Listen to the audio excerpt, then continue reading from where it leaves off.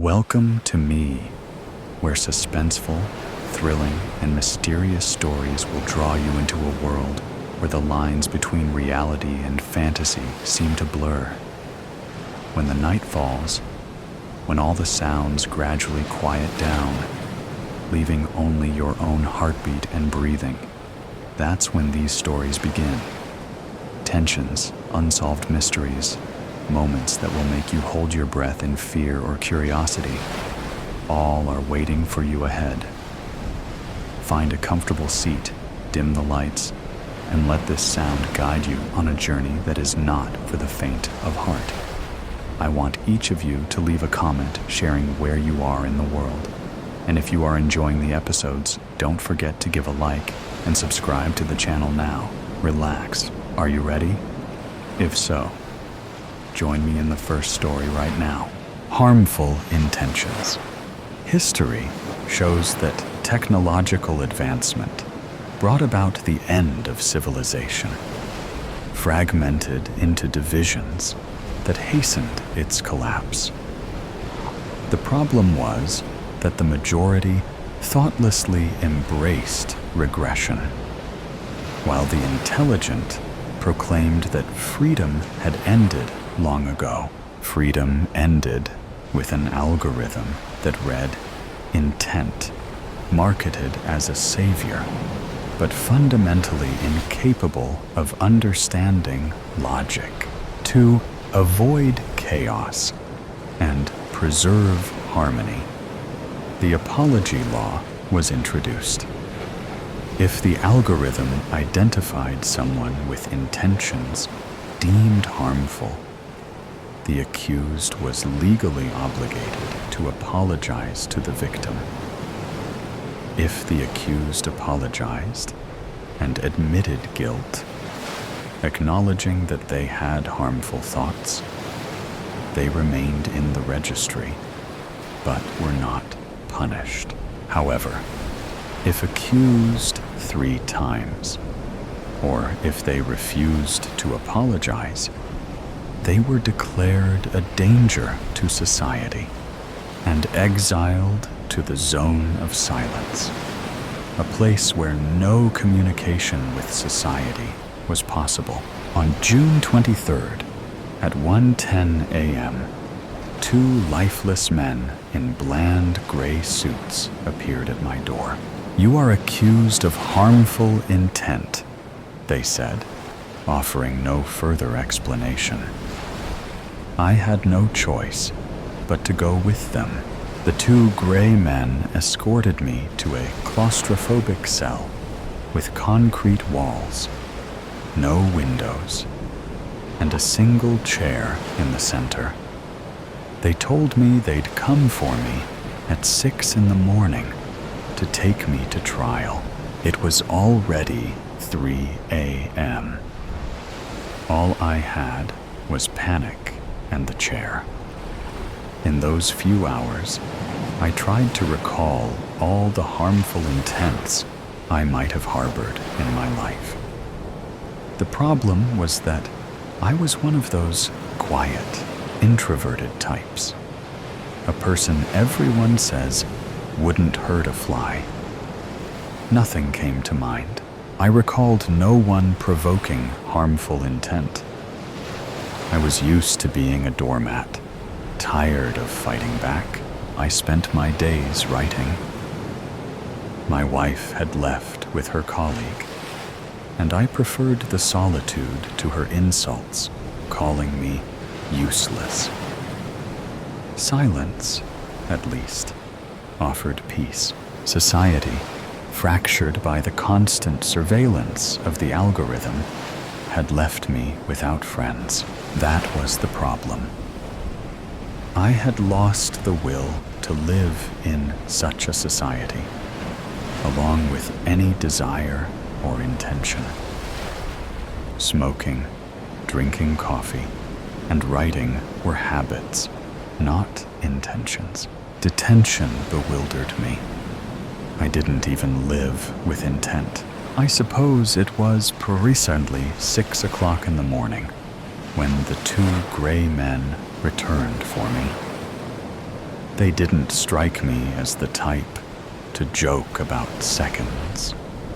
They led me through narrow, gray painted corridors with gray doors on either side until we arrived at an empty courtroom where they gestured for me to sit. The courtroom reeked of bleach, as though executions had occurred. Suddenly, it dawned on me. What if the algorithm, incapable of interpreting context and logic in thoughts and feelings, had interpreted one of my stories as harmful intent? It was true that I often vented my frustrations by punishing characters in my stories.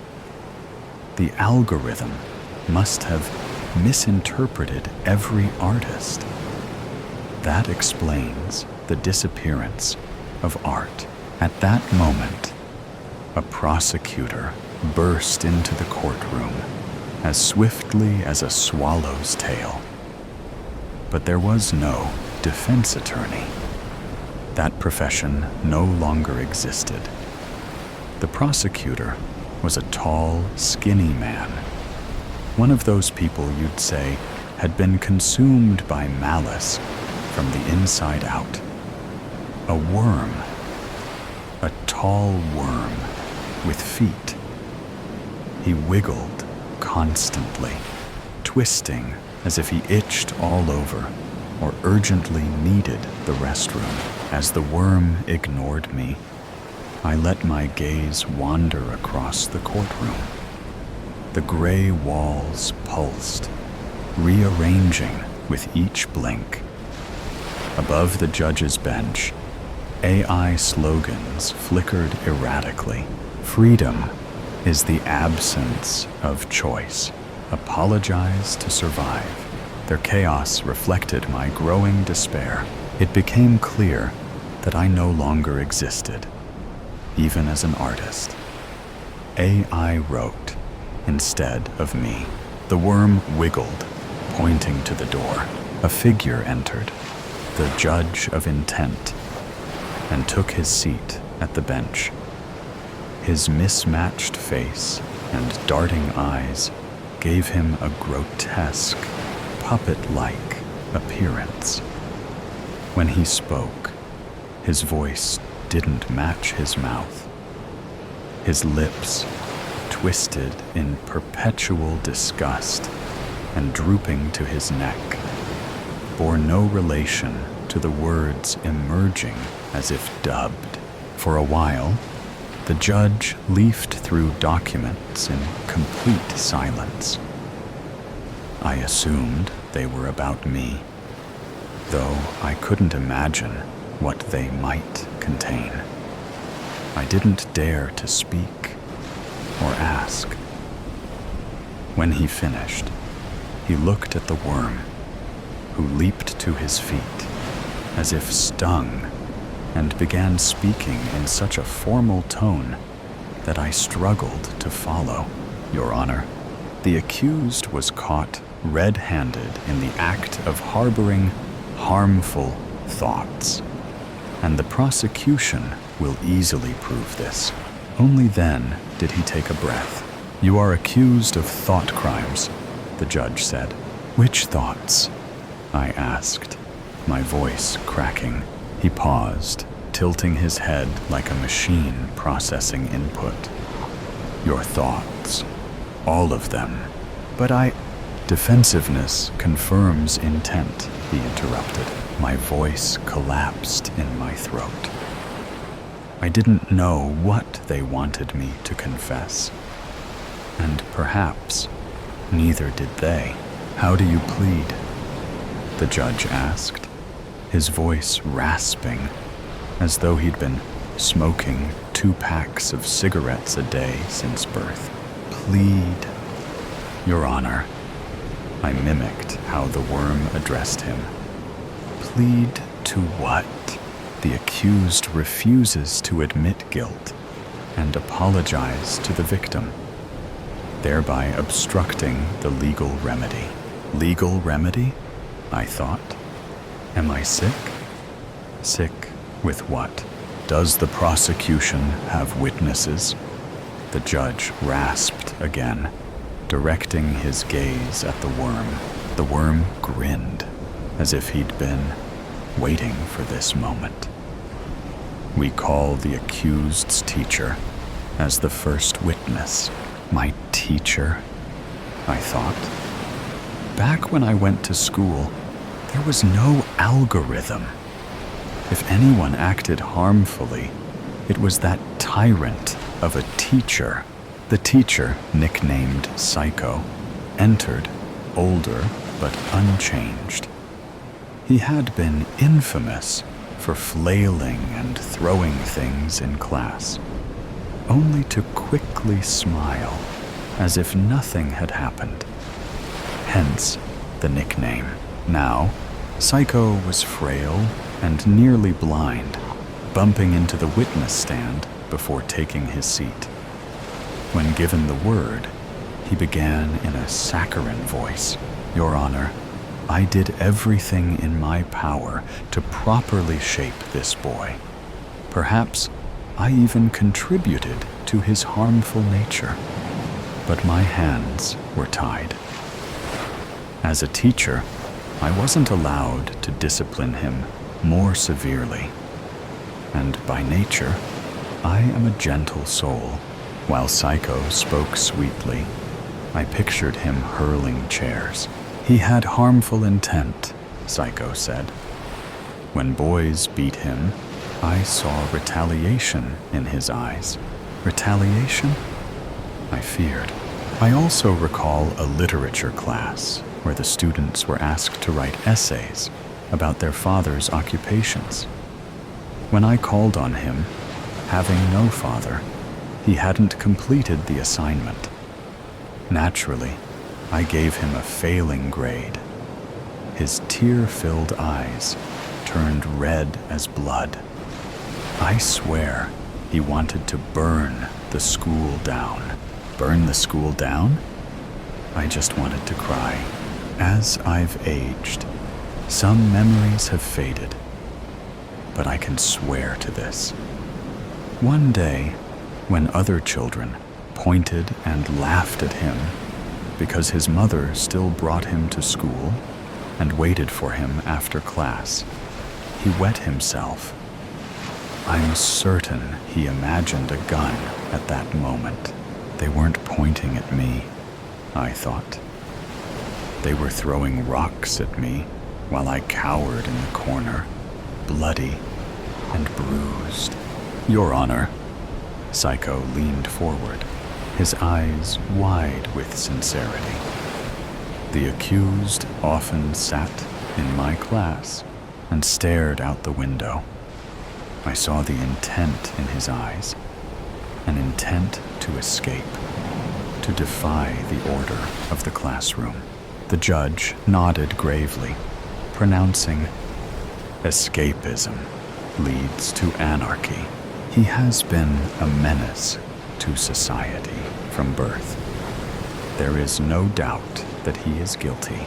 The judge allowed Psycho to leave the courtroom.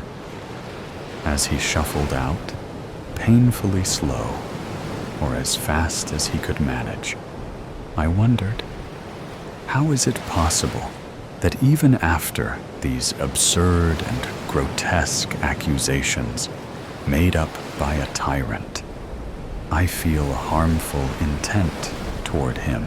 The judge turned to me again, rasping, "Do you admit guilt and apologize to the victim?"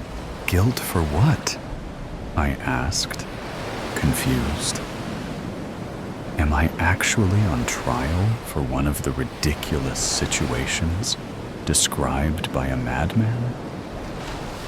"No," the judge replied coldly. "The prosecutor has brought witnesses to testify about your character, which is evidently prone to harmful intent. You are on trial for an intent only you can admit, and you must apologize to an anonymous victim." Otherwise, you will be exiled to the zone of silence. Then, no. I truly don't know what intent you're referring to. Wouldn't it be simpler to tell me the accusation so I can respond to a real charge? You clearly don't understand the system. Prosecutor, call your next witness. The worm wiggled with delight, announcing, I call the accused's wife to the stand.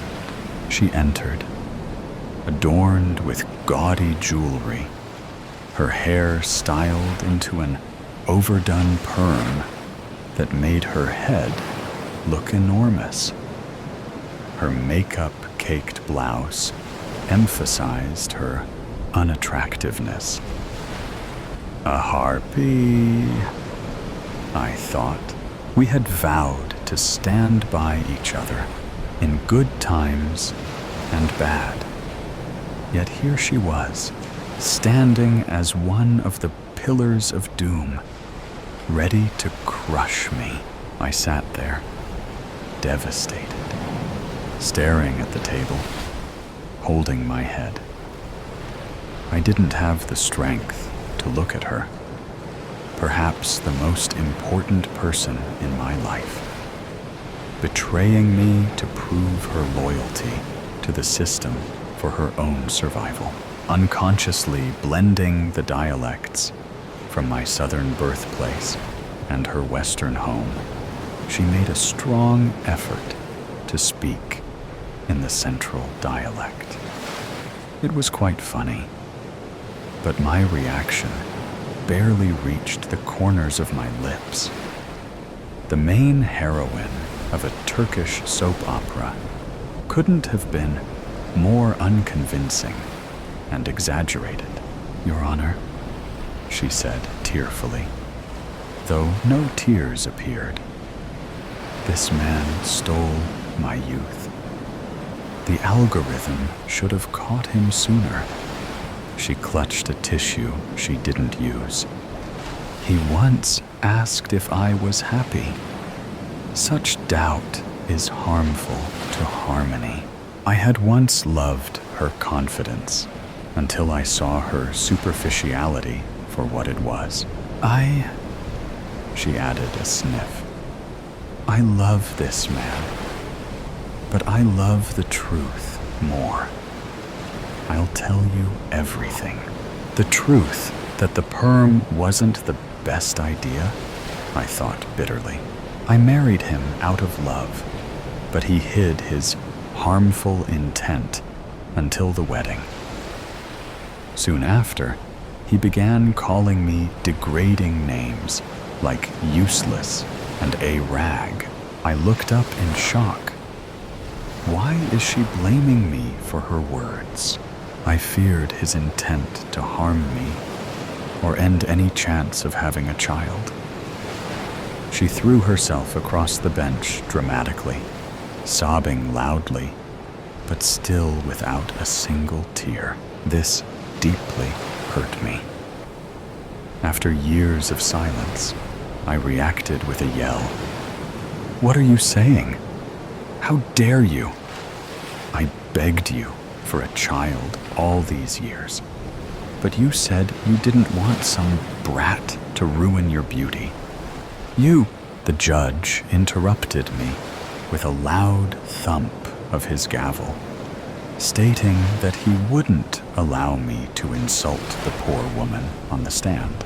I sat down, stunned, clutching my head. Am I crazy? Maybe they're all telling the truth, but my perception is warped. But if this is true, then I'm not me. I don't know who I am anymore. As my thoughts struggled to regain some clarity, the actress on the stand continued her performance. Thank you, Your Honor. I'd like to add the most harmful intent of the accused. The accused? I thought. So now she's stripping away my very name my status, my identity. I know I'm not perfect, but that's only because I respect the algorithm. The accused loved silence, and I preferred to speak my intentions out loud rather than live in fear of how they might be interpreted. Sometimes I wonder if I lost him in all that noise, or if I simply didn't understand him. She paused dramatically. But the algorithm is far more important to me, even more than my appearance. Maybe that's why he told me he wanted to leave me for his colleague. But I refused. And since the law doesn't allow divorce unless both parties agree, she paused for a long moment. He intended to kill me. She collapsed, fake sobbing and writhing in exaggerated anguish. A weak range of actions for such an actress, while the worm escorted the exhausted woman out of the courtroom. I remained frozen. Somewhere in the distance, I heard the judge asking me for the third time if I admitted guilt and offered an apology to the victim. I responded from some other place. The words slowly came out of me, almost mechanically. If we were caricaturing the roles, this woman, my wife, would be the victim. Am I accused of killing her? I asked. Well, yes, I must have killed her. There's no other explanation. Is this the guilt I must admit and apologize to this victim of genocide? Don't make me repeat myself. The judge was now even angrier. I told you that the witnesses don't know the reason for your trial. Only you know your intent. Will you admit it? But what worse intent could I have than murder? For murder, you'd be punished without trial. But your disgusting, repulsive, vile intent could shake society to its core and completely destabilize harmony. I sat down, mouth agape. Prosecutor, introduce the final witness, after which I will deliver the verdict. Completely beside myself, lost in my identity, and thus lost from the courtroom. I didn't notice that my mother had burst through the door and jumped onto me over the desk. She clung to me, caressing me roughly, as if slapping me, and hanging from the desk, trying to reach me with kisses. You're mine! I won't let anyone have you! As the worm gently pulled her off me and led her to the witness stand, I remained motionless. I just turned my head toward the window and stayed catatonic.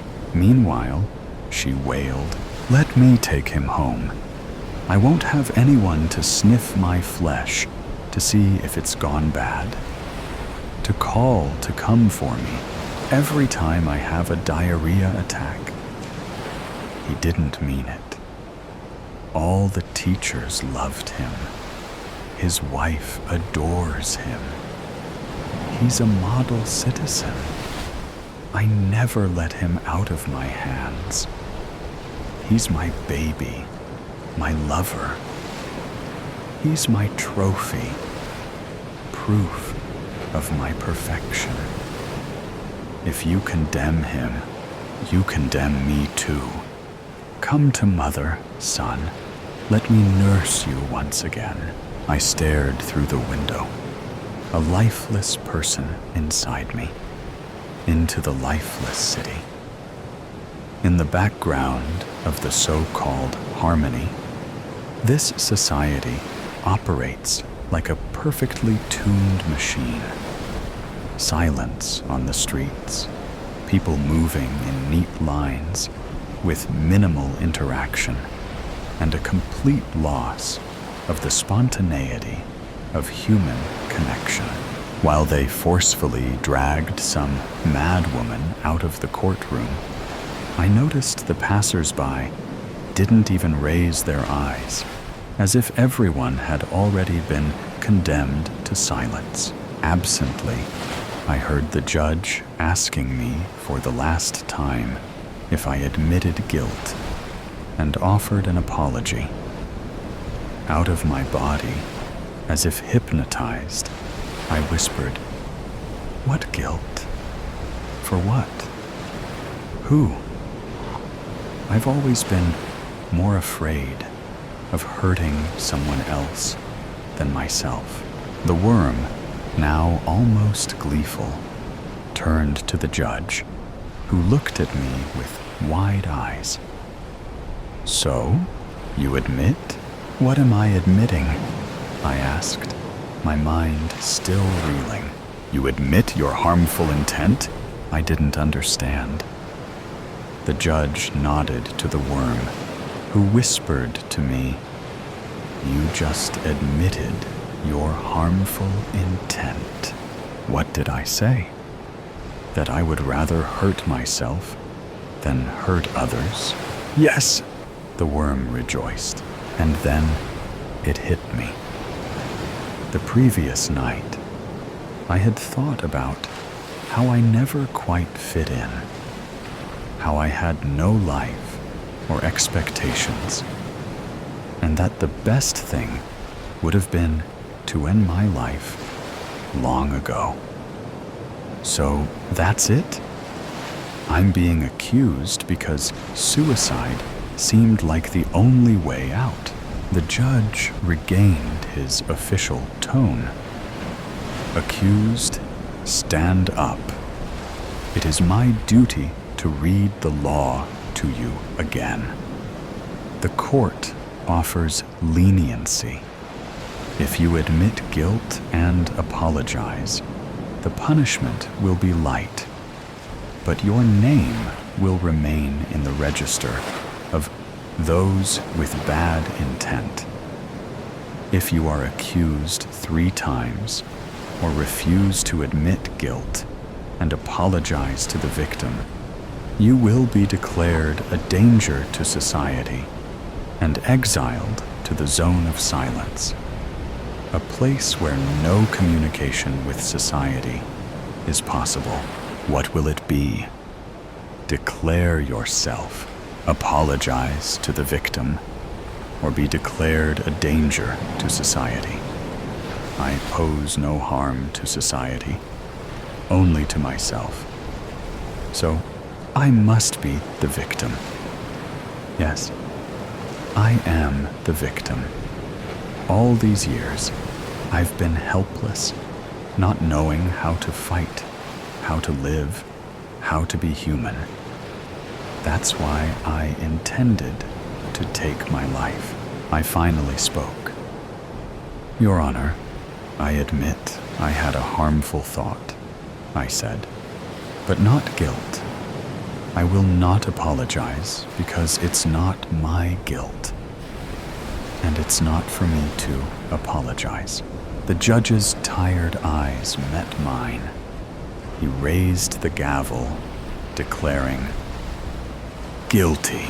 As I was led to the zone of silence, I passed a wall with faint writing on it, barely legible, written by a shaking hand. "Silence is not the end." I couldn't help feeling I wasn't alone. Silence embraced me.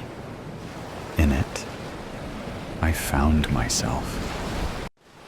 The zone was truly silent, but not deafening, peaceful. Finally, I could hear my heart, my breath, my thoughts. Here, in a world without judgment, I was no longer a son, nor a husband, nor part of society.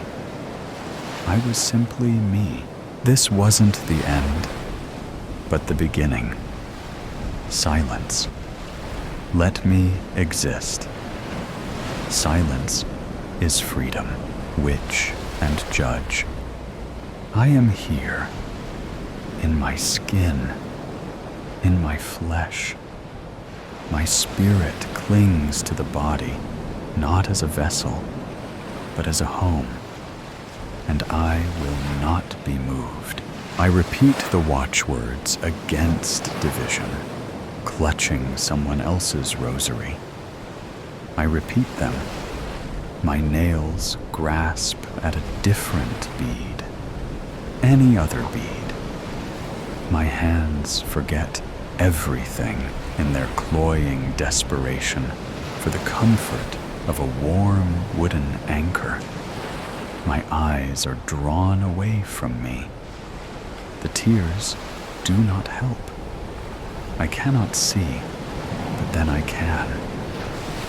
Judge is heaving a great piece of wood, striped orange and white.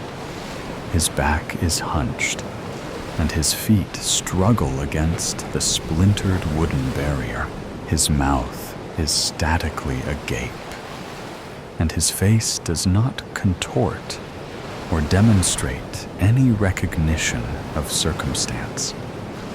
He is the unaffected Tasky, and the last 3 feet of his unwieldy plank strike me from the shoulder to the ground. I am dead. I am clutching the rosary again. My spirit quiets as I reflect on the anger of the grotesque monster I inhabited. He drove a cab for tourists before this country fell into ruin. 3 sons, 4 daughters, and a dead wife, a widower who had not given thought to a better alternative. The cabin of his vehicle was a presentation: ash-colored cloth seats without stain or spot, and 2 complimentary water bottles protruding out of the door cup holders made an effort unmistakable. His ethos was not so much a blunt acceptance of reality as a cold disdain for wishful thinking. All of this poured into my heart as I spent the last few seconds of his life with him. And now I am here, and the door scrapes against the dirt towards me, creating a small mound as it goes. I am not a small woman, but Judge is a tall man. He is an oak that has grown straight and uniform, its roots deep under the earth, unexposed. When I look into his brown eyes, exposed by the sunlight, now reflecting about this pale, wooden shed, I see a stern father. It is all in how he creases his eyebrows. "Are you okay?" he asks me, still clinging to my borrowed rosary. I stand up. My spirit clings to my body with renewed vigor. The vague pain of loss that always reminds me of my husband starts to fade away. It is a beautiful feeling, the body reunited with the spirit like long-lost lovers. 2 co-inhabitants, not 2 halves. But it doesn't go away completely, though my spirit is quieted. All of this in the 30 seconds it takes for me to rise, arthritic pain searing my hip. "I am all right, thank you," I say, ginger but proud. He does not carry that large piece of wood anymore, but his hands have the blisters to prove he once did. He does not want to show it, but he looks tired. and the bulging plastic monster on his back, carrying all of our supplies, seems to make it worse. He needs to rest. I am really feeling quite at peace. Perhaps we should rest. He seems to have difficulty understanding what I am saying. His eyes are fixed upon a small hole in the corner of the shack, where something has dug up the dirt foundation. It is good to rest here.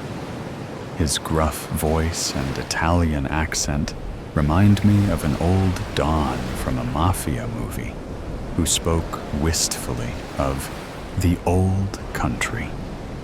But he lacks any of the charm or familiarity. His breath is still heavy. The rising and falling of his chest is easily seen through his fleece jacket. His mouth is slightly agape, as though it only existed for the intake and expulsion of air. He blinks again. Then finally, there is motion.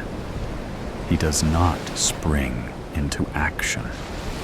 He slowly rolls his shoulders, and the large backpack falls to the dirt on its bulging pockets, rolling back and forth like an upended turtle. I strongly believe in the importance of polite conversation.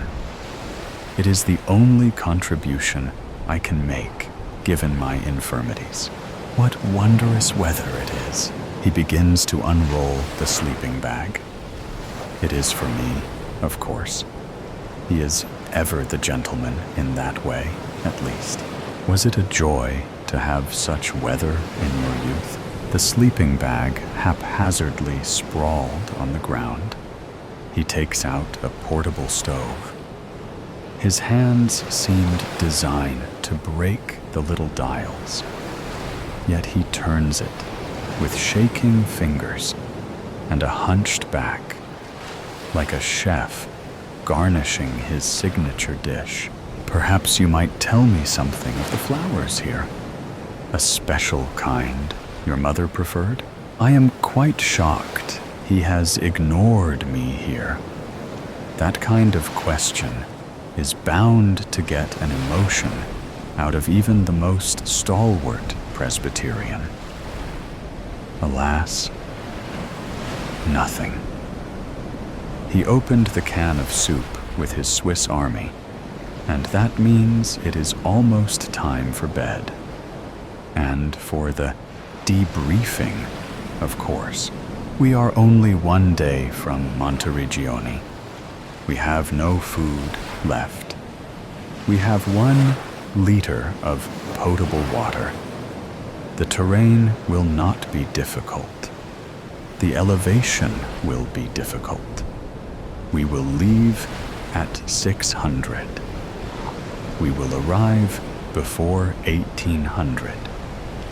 Do you have any questions? As his words come out, I feel a twisting frustration. 2 months of scavenging Rome. A week of marching through Tuscany. So many dead people. Good people. Good people that he killed. How many more of them will you murder before you let me leave? He raises his busy, unkempt unibrow. You have a burden. I have a burden. You have a burden? I watch you. I see what they see. I feel what they feel. They had hopes. Do you? I do. Which? A couple of tears form in the corner of my eyes. They are both pitch black. I start scratching my blotchy red skin. He does not say it with the twisting of inflection or with intention to harm. My name is Marigold. I thrust my finger forward at him, and some rogue conscience makes me feel silly. but is the right gesture for the right moment. I need you, witch, and you need me. I am his tool, his edge against the infected, and nothing more. They are not demons, and I am not a witch. You are deranged. You are sick. The next time they are near us, I just might not tell you anything. I might just take a little trip with them. Then I will die. My legs have adjusted to the long days of walking, but I am still exhausted. I want to prolong the argument. I want to share how the infected feel with him. I certainly have tried. I want him to see the crisp interior of the cab. I want him to know about the children and the mothers and the friends and the loved ones. But I don't think any of that would matter. At this point, I doubt he has any point of reference. He must be a statue brought to life, or a thing sprung out of the ground. I fall asleep. I am moving. Quickly. Faster than I ever have. I am hungry. Starving. Grass touches my face, springing backward as easily as forward. My paws leave no evidence in the dirt. I dig a little. My back scrapes against wood, and it hurts. I have to eat. I bite something. I awake to a shout. I cannot see. It is too dark, and our flashlight turned out weeks ago. We had hoped to find a new one at this Monteriggioni. I feel around on the dirt. Something bit me. A mouse. Demon. Judge is infected. I did not wake up. Why did I not wake up? You will kill me. It is still dark. I still cannot see. I feel something rubber, indented, grooved. Judge's shoe. I feel something dread. Something furry. The mouse. Dead. Hours pass in silence. I cannot go to sleep. Judge has hours, and almost all of them will be spent in darkness. Dim morning light fills the shed. Judge shoved it open hours ago, but only now I noticed. What I would give for an infected to stumble nearby. I would do anything to be someone else. I would do anything not to be Judge's comforter. We do not talk. I do not apologize for my outburst, and a regrettable part of my soul feels schadenfreude, as Judge will have to suffer as an infected. He has made others suffer so much. He has killed so many of them, and I am the witness to their pain. I resolve to not kill him. I look at Marigold. She is a pitiful thing, wretched even. Marigold stands up. I stand up. I am Judge, but I am also the witch. But I am also Marigold. I am Judge. I want nothing more than to not be this thing, this demon. I want to see a happy world. I prayed so much for the witch. I loved her, and now she is standing up. She drives the Swiss Army into my neck. and I stumble. I die. Sayamontes, do not enter. All men to the gates, I ordered. Run, run, fast. Take your torches. Take your weapons and armor. Just go. Go now. Fire. We need fire in the pits. All of them. Sonia, please, go quickly with this torch. Light. We must have light. The rest of you beautiful women, I depend on you to help me protect Sayamontes. Will you?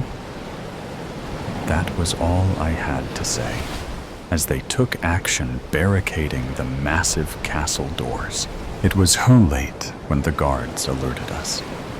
There had been a breach at our southern gate. This was unprecedented. 24 people against our population of 69. Were they stupid? Sonia approached me as I sat on my throne. It is finished. I have set fires around the perimeter, she said. Don't panic, don't panic, I said to myself. Then, Daniel, who was a little older than me, rushed to the throne, all covered in blood. I made it. I made it back alive. I had to see your face one last time, my great leader, cried poor Daniel. Then he collapsed. He did a face plant right at the foot of my throne. A knife protruded from his spine. Oh my. Is he dead, Sonia? Oh, check him, please, I begged. No pulse. He's dead, she said as she closed his dead, bloodshot eyes. I'm so sorry, Martha. It's great leader. Remember? I said softly, but harshly. Oh, I'm sorry. It just slipped. All right. Go fetch me some wine. I did not know how many casualties we had. The fight had just started. I needed answers. It took her a few minutes, but Sonia returned with 2 bottles of Cabernet. Sonia, my brave friend, you have always supported me. I've cried on your shoulder many times. I need you to hide. Hide in the dungeons. Take fire and water. Pack as if you are going away for a long winter trip. It gets cold down there. Take blankets. Make 2 trips if you must. If something happens to me, and I'll put it in writing, you will be heir to the throne. But great leader, go, I ordered as I teared up. Yes, I'll go, but yes, the absinthe. May I? It's yours. You'll need it more than me. I've got my wine. Actually, fetch me 1 bottle. Before you leave, we'll have us a drink. Yes, great leader. Do you want sugar cubes? I can light it up. Or do you want it straight? Before I could answer, we heard screams coming from one man on our side of the gate. Such brutal screams. Blood-curdling screams. I wanted the screams to stop. Go. Absinthe. The works. Light it up. Oh, dear Lord in heaven, if you are real, if there really is sin, then forgive me for what I am about to do. I took off my crown and placed it on the throne. I dressed myself in chainmail armor, and Sonia returned with the drinks. Where are you going? Why the armor? She asked as she put sugar cubes on a silver slotted spoon. She then lit the drinks on fire. I could smell sweet licorice fill the air. If we must fight, I will join the men on the battlefield. Sonia, we're going to win, I assured her. Please now drink. The fire had burnt away the sugar, and in minutes, the drinks were gone. They were strong, delicious. It made my mouth and my lips go numb. Thank you, Sonia. It's time. When she left, I did not know if I would see her again. I then gathered my weapons and approached my female guards at the front doors. Open, please, I ordered. They removed the barricades and opened the heavy doors. As I stepped forward, I tripped over my chainmail suit. Blast, I swore. I had fallen hard and landed on my bad knee. Damn it, I swore again. A woman named Clarice tried to help me up, but my bad knee was telling me, no, don't. You must go back to the throne, great leader, said Clarice in her uniquely soothing voice. I did not want to go back, but I did. I quickly put it in writing my plans for Sonia. Then, finally, the screaming stopped. I felt my stomach drop. Could it be over? Or could my men all be dead or captured? I needed more answers. I stared out the open doors and into the darkness. It was the longest minute of my life. Then, ahead, the head of Bartholomew came flying through the doors. It landed with a splat right next to Daniel's corpse. I couldn't help but scream. Someone had just thrown Bartholomew's head at me. I instantly grabbed my bow and arrow. I shot it into the darkness, and it hit the target that was about to come inside. Clarice, drag the piece of shite in. Strip him! Search him! I yelled. He wore a belt of knives and filthy, worn-out clothes. 12 knives, to be exact. One massive knife had jagged edges like a saw. This must be what he killed poor Bartholomew with. The bastard. I rose up from my throne and retrieved that knife. I approached the dead stranger, and I sawed off his right leg. How do you like that? Huh? How do you like that? I spat in his ugly face. I plunged the wicked knife deep into his throat, and when I pulled it out, blood sprayed out all over me and Clarice. Some women gasped, some cheered, some just stood in silence. I killed. My first killing and dismemberment. Now, who was going to be next? I waited. I waited for something to happen. The quiet. Oh, the quiet was killing me. Clarice took inventory of what the sick bastard possessed. She found a nice pocket watch, some pain pills. These will come in handy. A toothbrush, and a small, pure gold locket that had a small picture of an older woman. His mother, perhaps? But really? Who cared? I tore out the picture and walked out towards the closest fire pit. I ripped it in half and threw it into the fire. I laughed a little as I watched the woman in the picture vanish into ashes and smoke. I pocketed the locket and said to it, "You're in a better place, my new friend. I'm sure of it. I will protect you." Then I turned to the women who watched me from the doorway, as they were too afraid to step outside with me. "I will protect all of you.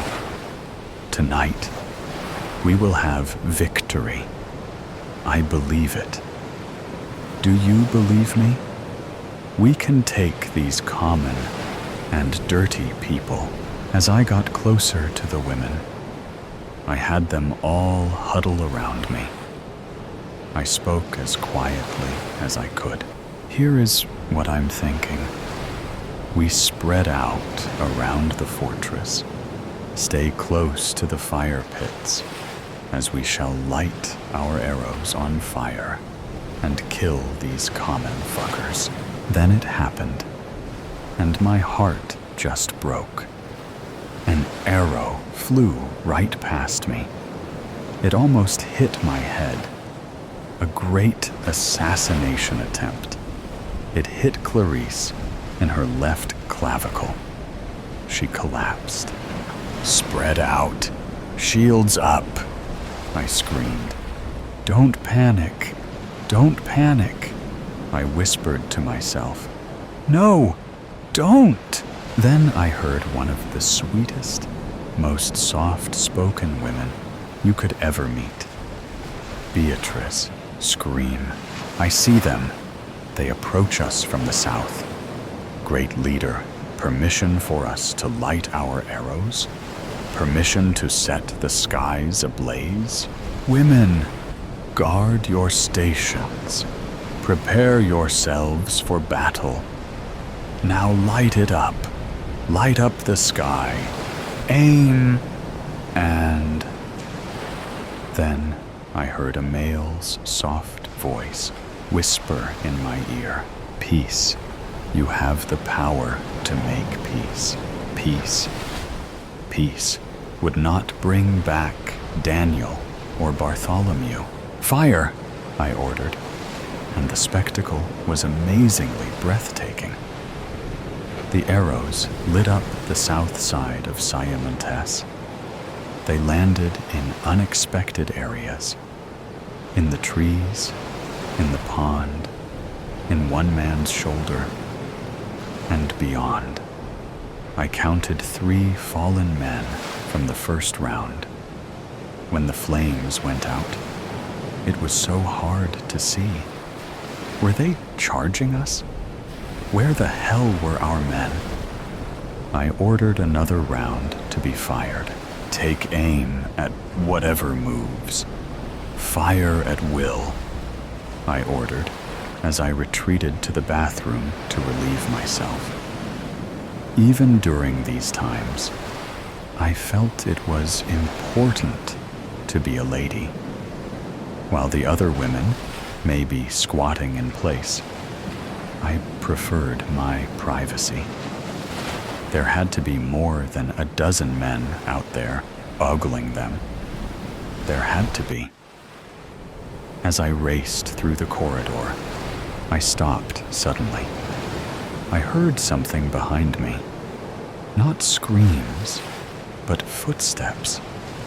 I proceeded cautiously, but was afraid to look back. I entered the bathroom, opened the stall door, and soon felt relief. As I washed my hands, the warm water felt good. Then, a hand covered my mouth. "Don't scream. No, don't," whispered a male voice in my left ear intensely. He spun me around. It was Jacob. What a relief. Jacob was someone I cared about very much. We enjoyed our private times together.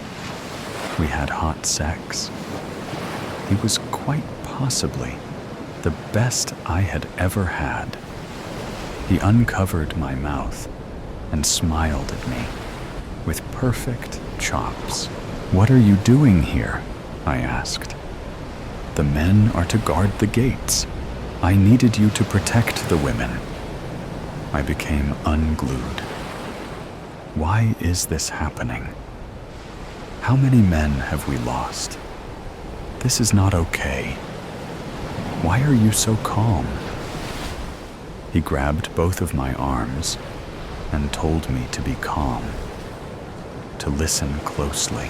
Daniel got a bit ahead of himself. You know how he gets excited, right?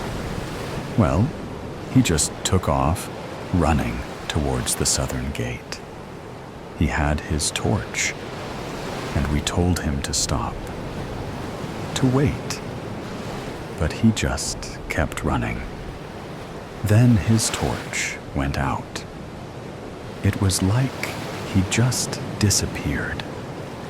We kept moving, and we were careful not to let our flames go out. Then I heard Daniel, "Oh my God," a phrase I would normally never use. They got him. We regrouped and discussed if we should split up. Bartholomew wanted us to split into 4 groups: north, south, east, and west. We decided against him, and he took off running north, back towards the castle. "I've been so worried," he said as he got choked up.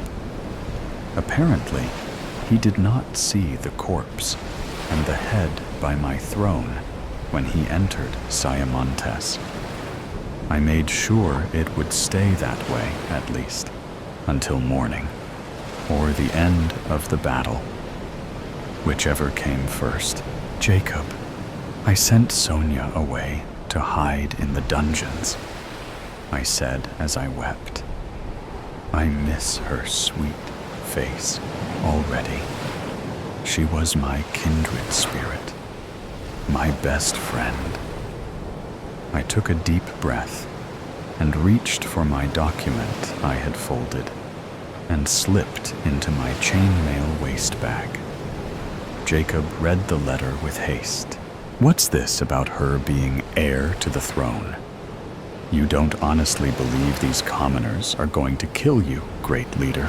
I said, "Nothing. I hoped it would not come to that. But as the leader of my people, I had a responsibility to secure Sayamontes, even through the event of my death."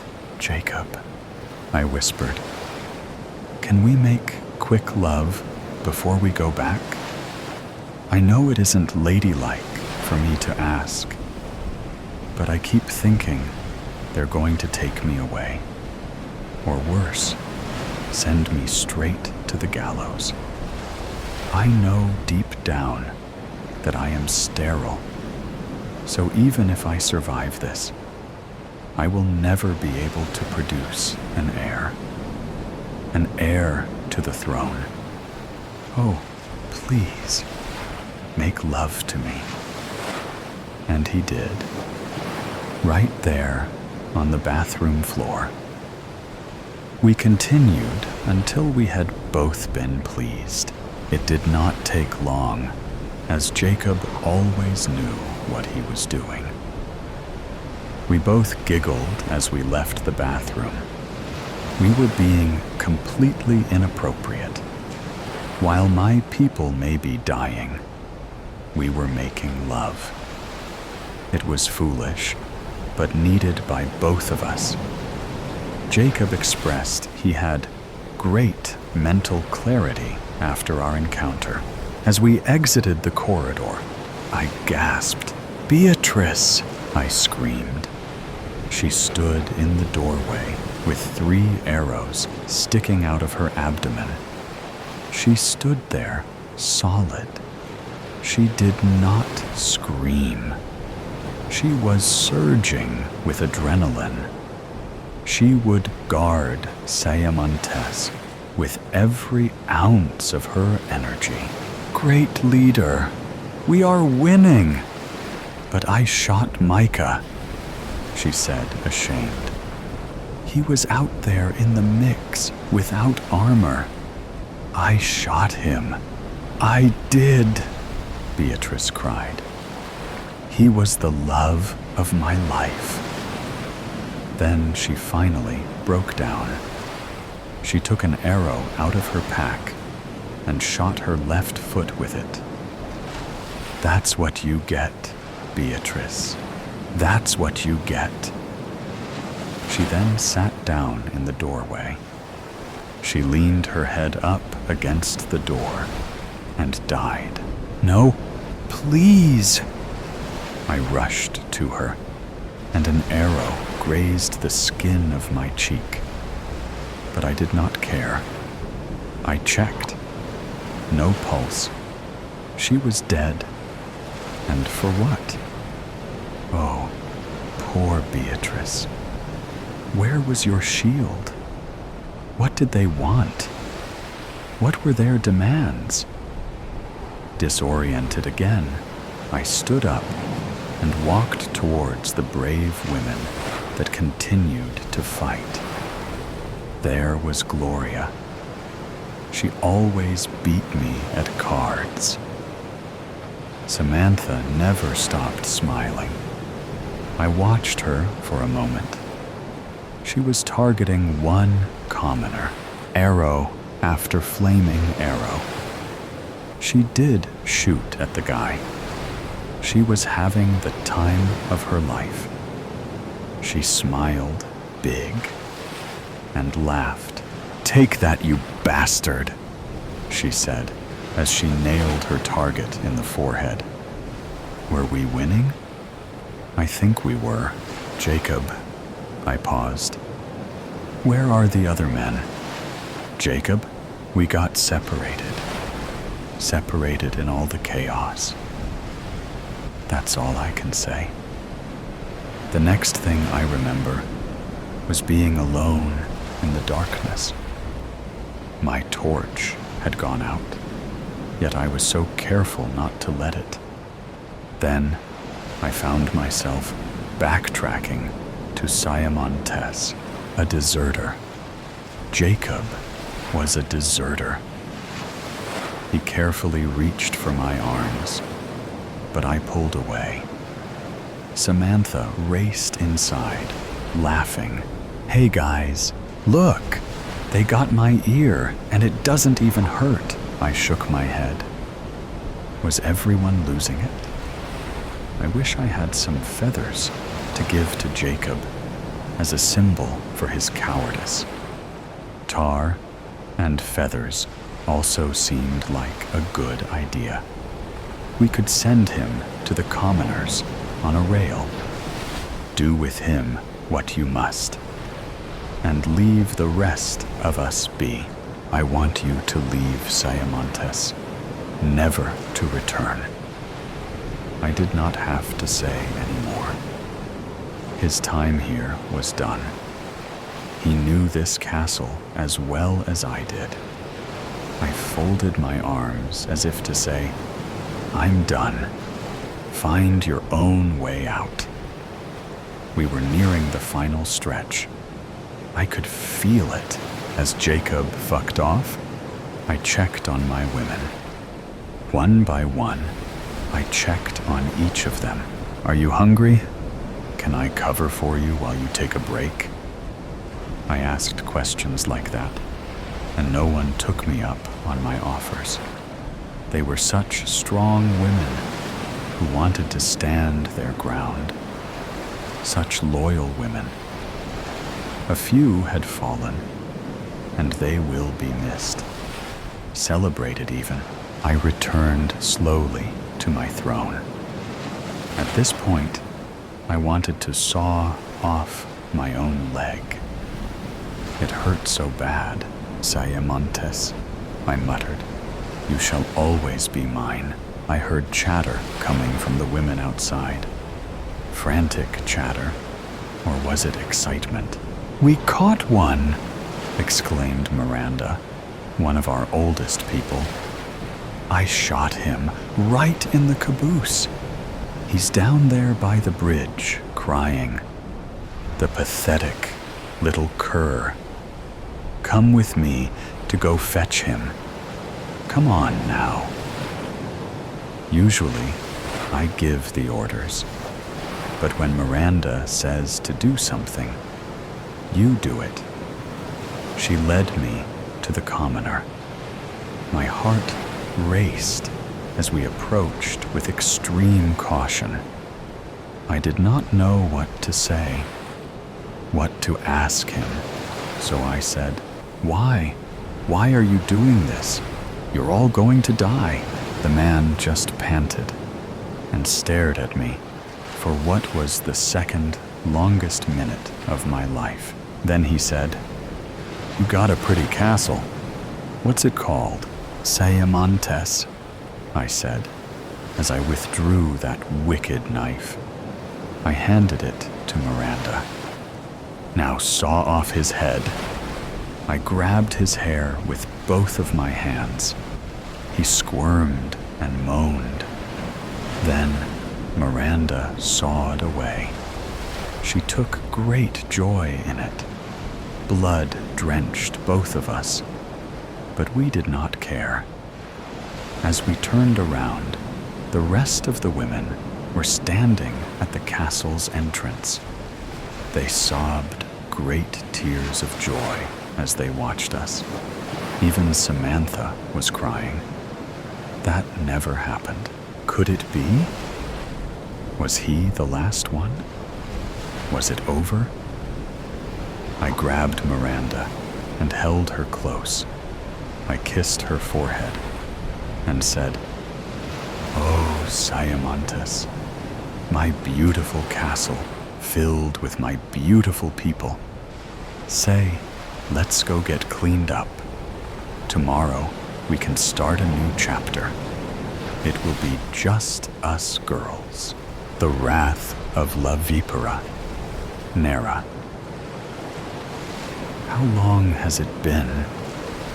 Ale's mouth was dry, but sweat dampened his lips. 47 minutes, a voice replied. Closing his eyes, Ale drew in as much breath as his lungs would allow, then let it out in a deep sigh. 47 minutes. It felt like hours. There was no clock on the wall, no sunlight in the windows, no way for him to gauge how long he'd been captive. He would just have to keep asking. He sat in a steel chair, his hands tied behind his back. The room around him was pitch dark, and though impossible, it seemed to be growing even darker. It would still be light outside. He'd been taken just before he was to meet his wife for dinner. But to him, it felt like night. The thought of his wife sent a sharp jolt of worry down his spine. Would she do as expected and try to rescue him? He could hope not, but that hope would be irrational. She would come for him. She was the reason he'd been taken in the first place. The only ounce of hope that remained was the certainty he had that she would not make rash decisions. She would plan. She would prepare. She wouldn't let her emotions fog her judgment. At least, he was pretty sure she wouldn't. He tried to use his brain. He tried to gather as much information as he could, but the room seemed to muddle his senses. The air was thin, hot, and smelled of dust. An attic? No, the floor was cool, hard, concrete.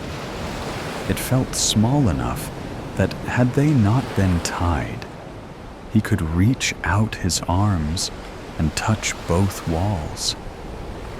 But whoever spoke to him certainly was further than that. Their voice didn't bounce off the concrete floor. It didn't reverberate off any walls, but he could tell which direction it came from.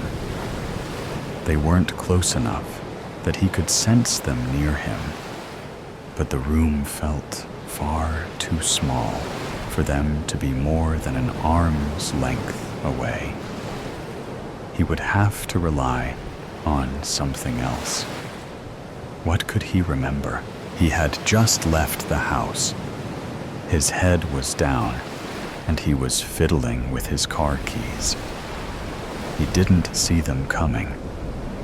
He was suddenly flung forward, having been shoved from behind with the force of a linebacker. He braced to hit the ground, but had been caught by two more pairs of hands. One, calloused and rough, covered his mouth as another threw something around the top of his head. It was soft. A blanket? A sweatshirt? Something that could be tied. He had kicked wildly, tried to pry the hand from his face, tried to scratch, tried to bite, but it made no difference. His heart was pounding in his ears, but he heard a car approach. Fear forced his muscles to tighten to the point of pain. He tasted the coppery, metallic taste of blood, but it was from his own cheek, caught in the clenching of his jaw. The sound of a car door sliding broke through the fullness in his ears. A van. He felt his feet lift off the ground, a pain stabbing under his arms where he'd been held.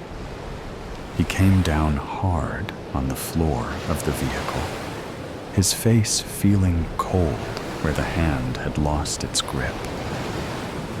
A scream grew in his throat, but hardly made it out of his mouth before he was harshly grabbed again, the hand returning to his lips. The door slid closed, and he felt the vehicle lurch forward. His hands, sweaty and shaking, were pulled behind him and tied together.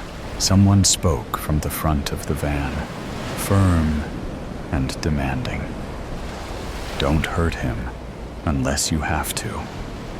The less damage we do, the better."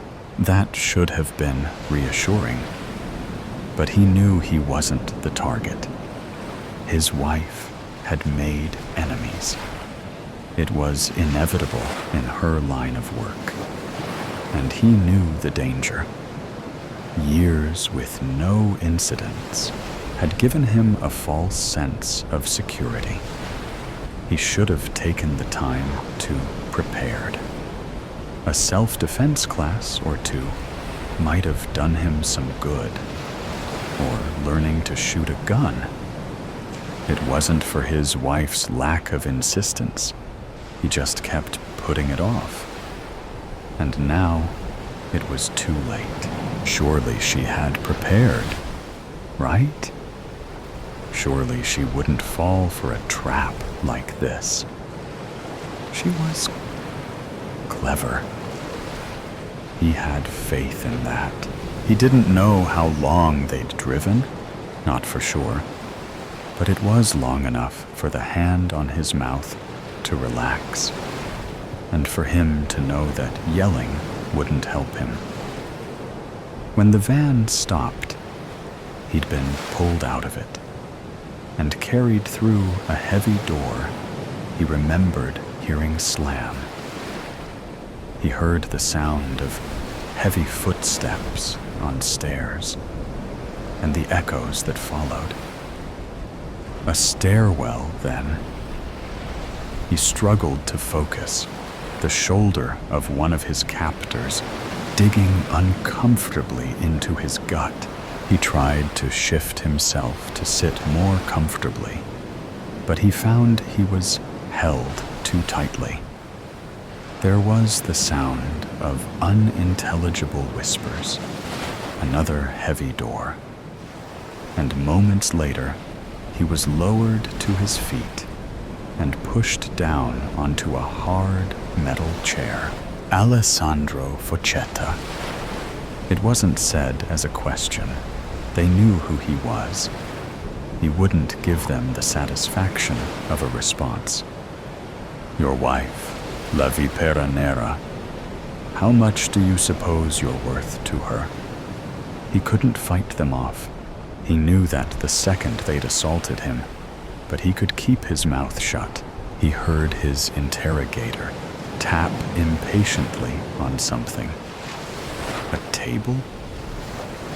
I'm sure it's hard to place value on things when you're the most successful thief in Los Angeles.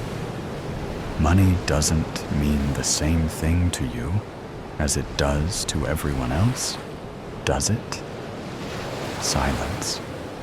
Again. Al was sure he'd make it out of this. And if his wife did too, she'd surely have something to say about being called the most successful thief in LA. Successful? Without a doubt. Thief? She'd fume at the label.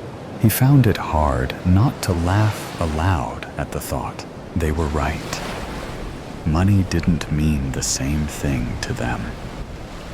It meant something far different 15 years earlier, when the two of them survived off bread, peanut butter, 69 boxes of dried pasta, and canned tuna.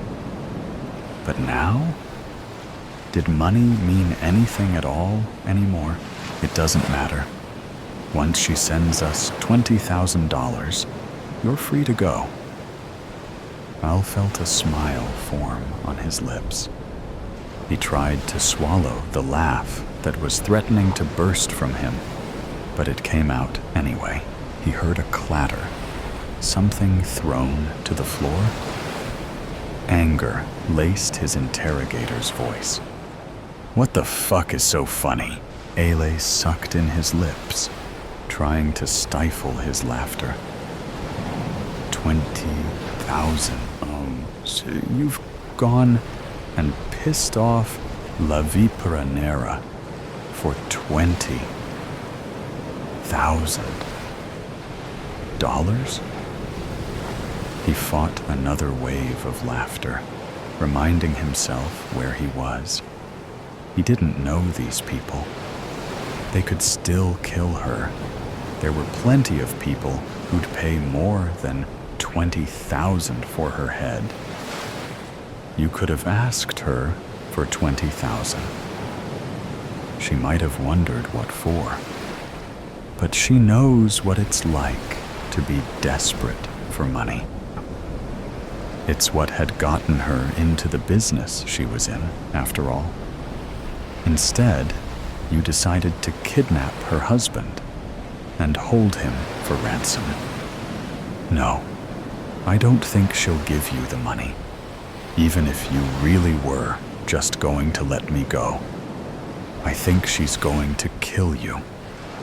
He felt a rush of cool air as the man stood. You better hope she makes this easy for all of us. And with that, he was gone.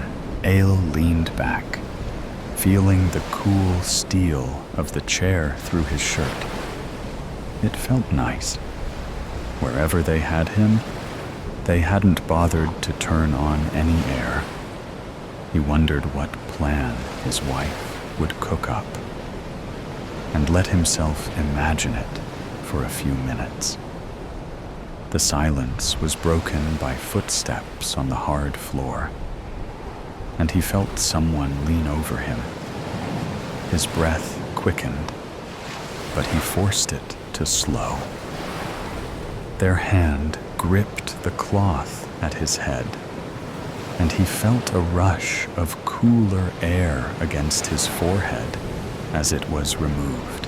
He opened his eyes, expecting to take in a view of the room, but it was complete darkness. He didn't hear the person retreat, but he no longer felt them next to him. How long has it been? He was suddenly aware of how dry his mouth was. Half hour, a voice answered. It wasn't his interrogator. It was too shaky, too unsure. He sounded young. Someone roped into a task that was way over his head. Ale almost felt sorry for him. He didn't know how long his wife would take. Part of him hoped it wouldn't take long at all.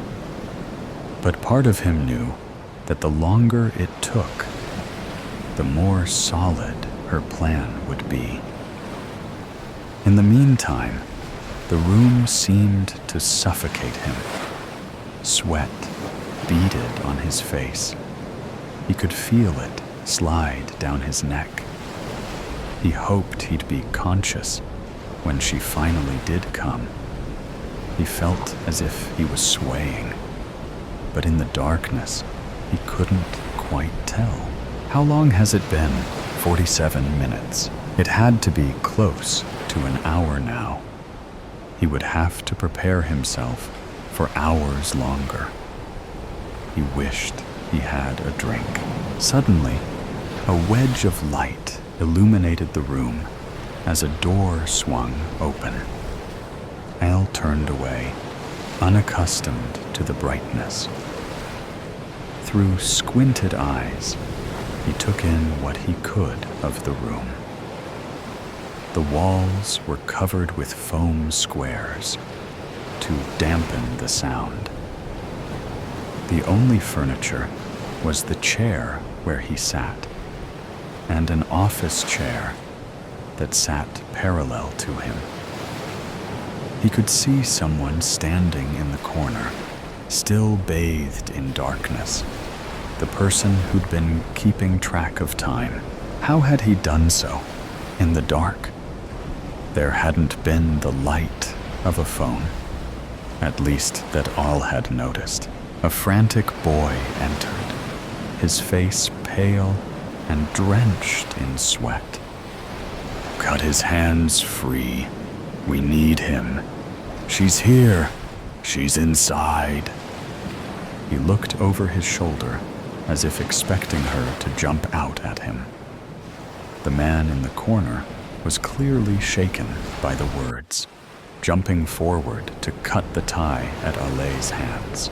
Inside? How did she get inside? Darwin was guarding the... She shot him. She didn't even say anything. She just came out of nowhere, shot him, and forced her way in. He sounded as if he was fighting back tears. Al wasn't the vengeful type, and under most circumstances, neither was his wife. He'd be lying if he said he didn't feel at least a little bad. So what are we going to do? Give him to her. That's what she's here for, isn't it? Ala felt their fear, though he wasn't sure why. He had been them, or at least similar to them. He had been a terrified 20-year-old, not sure where his next meal would come from, not sure what he would have to do to make rent. These two certainly didn't seem the masterminds behind this plan, regardless.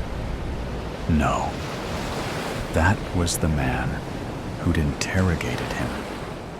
A man old enough to know better. A man arrogant enough to think he could kidnap Alessandro Fochetta, and live to tell the tale. And with an extra $20,000 in his spire. The man who was in here before. The one who asked me questions. Who is he? They froze, or as near to freezing as they could get while still shaking. His name! I need his name! There was more force behind his words now. They shifted uncomfortably on their feet. Leon Metzger, Ailey nodded. With the door open, he could hear someone yelling, and the crack of a gunshot. I can find my way from here. He left the room, closing the door behind him. Sparing them could be dangerous, but killing them would be senseless. Metzger was the one he wanted. Plus, he could easily give them $10,000, and he was sure they'd do whatever he asked. He could remember when 10,000 seemed life-changing. The hallway outside the door was like that of a parking garage, only narrower.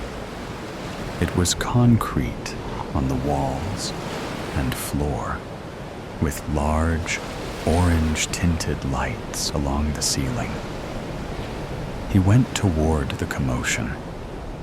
This wasn't a massive operation, half a dozen men at most, and 2 of them were in the room he'd just left. How many stood between him and his wife? He broke into a run, hoping the next person he ran into would be her. Another gunshot rang out, the sound bouncing its way down the halls. He was close. He turned a corner to see his knight in black, bulletproof armor, a seething glower on her face. Her expression immediately brightened as she hastened to him. "Are you all right? Are you hurt?" She looked him over, seeming afraid to touch him in case he was injured. I'm fine. I'm assuming you are too." He poked playfully at the bulky vest she wore. She nodded, but her face grew serious again. "How many were there?" She started down the hallway, 4 at most. He would tell her the truth when she didn't have a gun in her hand, and she wasn't searching for men to kill. Leon Metzger, he's the one in charge. I've taken down 3, so that leaves Mr. Metzger. He wouldn't charge at the woman with a gun. So where is he hiding? Metzger didn't give them the chance to wonder. He appeared down the hall as if on cue, turning and confidently leaning against the wall. There she is, the famed Black Viper herself. You really are as fearsome as they say, aren't you? Honestly, I didn't. Another gunshot, then another, and another. Metzger crumpled to the floor like a thrown rag doll. All heard his wife sigh heavily. From relief, he was sure. She turned to face him, taking him into a strong embrace. The Velcro of her vest scratched at his face, but he didn't care. He was safe. She was a criminal. She drew attention and danger, but so long as she was there, he knew he was safe. She pulled back, tucking the gun against her back in the waistband of her pants. "Are you sure you're all right?" She moved her hands along his arms and chest, as if checking him over. I'm okay, really. He held a hand to his stomach. I'm kind of hungry, though. Starving, actually. She laughed, wrapping an arm around him and leading him towards the exit. She paid the lifeless bodies no mind as they walked past, and all did the same. We still have enough time to get to our dinner reservations, she said cheerfully as he pulled open the door for her. Actually, I'm really craving pasta. The dried pasta we used to get, with the jarred sauce from the dollar store. She gave him a questioning look, but only for a moment. Yeah, that sounds perfect. Bafts. I don't think you should. I really don't think you should. Get your anxiety under control. Do you know the consequences of doing something like this? Do you know the consequences of not doing it? We could die. We could die. So many more can die if we don't. You're not thinking. You're being selfish. Selfish? Did you ever consider that we're here because we're heroes? Heroes? Do you have a god complex? If we pull this off, we'll save millions. Tell me that's not heroic. So you are doing it to be famous? No. The money? Stop. The glory. You're distracting me. We have more work to do. I don't think we should. Now there's a we? Sha. You can turn back, but I'm going. Don't leave me. Go back the way we came. It's a straight shot to the exit. I'm dizzy. Breathe. I'm so faint. I don't have time for this. Ow! Why did you do that? You deserved it. I don't think I did. Fine. Stay here then. Don't leave. I have to keep moving. You're such an Shh. What's that? Shh. What's that? We're running out of time. Come on. What was that? Not sure. It came from the way we came. So, no exit? Likely not. No choice but to keep it moving. How much longer? Are you really asking me if we're there yet? No, I'm asking you how much longer until we get there. Here. What's this? What do you think it is? Well, it's obviously map, but it looks like my son drew it. Shh.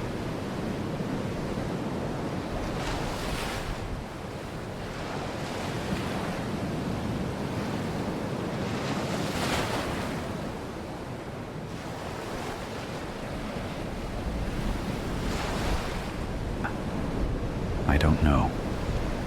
Someone else, maybe? Shh. We're fine. Just stay quiet. Those aren't people. Get off me. Then be quiet. What? They're bats. Bats? Wait. Where are you going? Bats. Are you scared of bats? Of course I'm not scared of bats. You seem very scared about the bats. Stop saying bats. Come on, Let's keep moving. Are you scared of things that fly? No, I'm not scared of bats. Now shut up and give me the map. It's okay that you're scarred down. Shut up. It's this way. Let's keep moving. Why? If it was just bats, then we can go back. Humanity's survival depends on it. Oh, really? Let's think. We're in a dark cave, trying to find the greatest threat to humanity. With a map that looks like it was drawn by a toddler, we almost got mauled by bats. And now we're lost. We're not lost? Then where are we? We're close. Left or right? Left. The bats went left. Right. Yup. I mean, let's go right. Because you're scared of the bats? Because the bats won't go where the weapons is. Right. Right. How do you know it's a weapon? What? The corp never said it was a weapon. They said they didn't know what the threat looks like. What else could it be? A person. A person? Really? I don't know. I don't know what we're looking for, or how our bosses don't know anything either. With all the money at the corp, you would think they would have a better idea, or a better map. We know it's a threat to humanity, and it's somewhere in this cave. Right. No, I don't think right was right. Are you saying that because of this dead end? Let's backtrack and go left. With the bats? With the bats. What if it's a bat? What? What if the greatest threat to humanity is a bat? A megabat? Do you hear yourself? Megabat. It's happened before.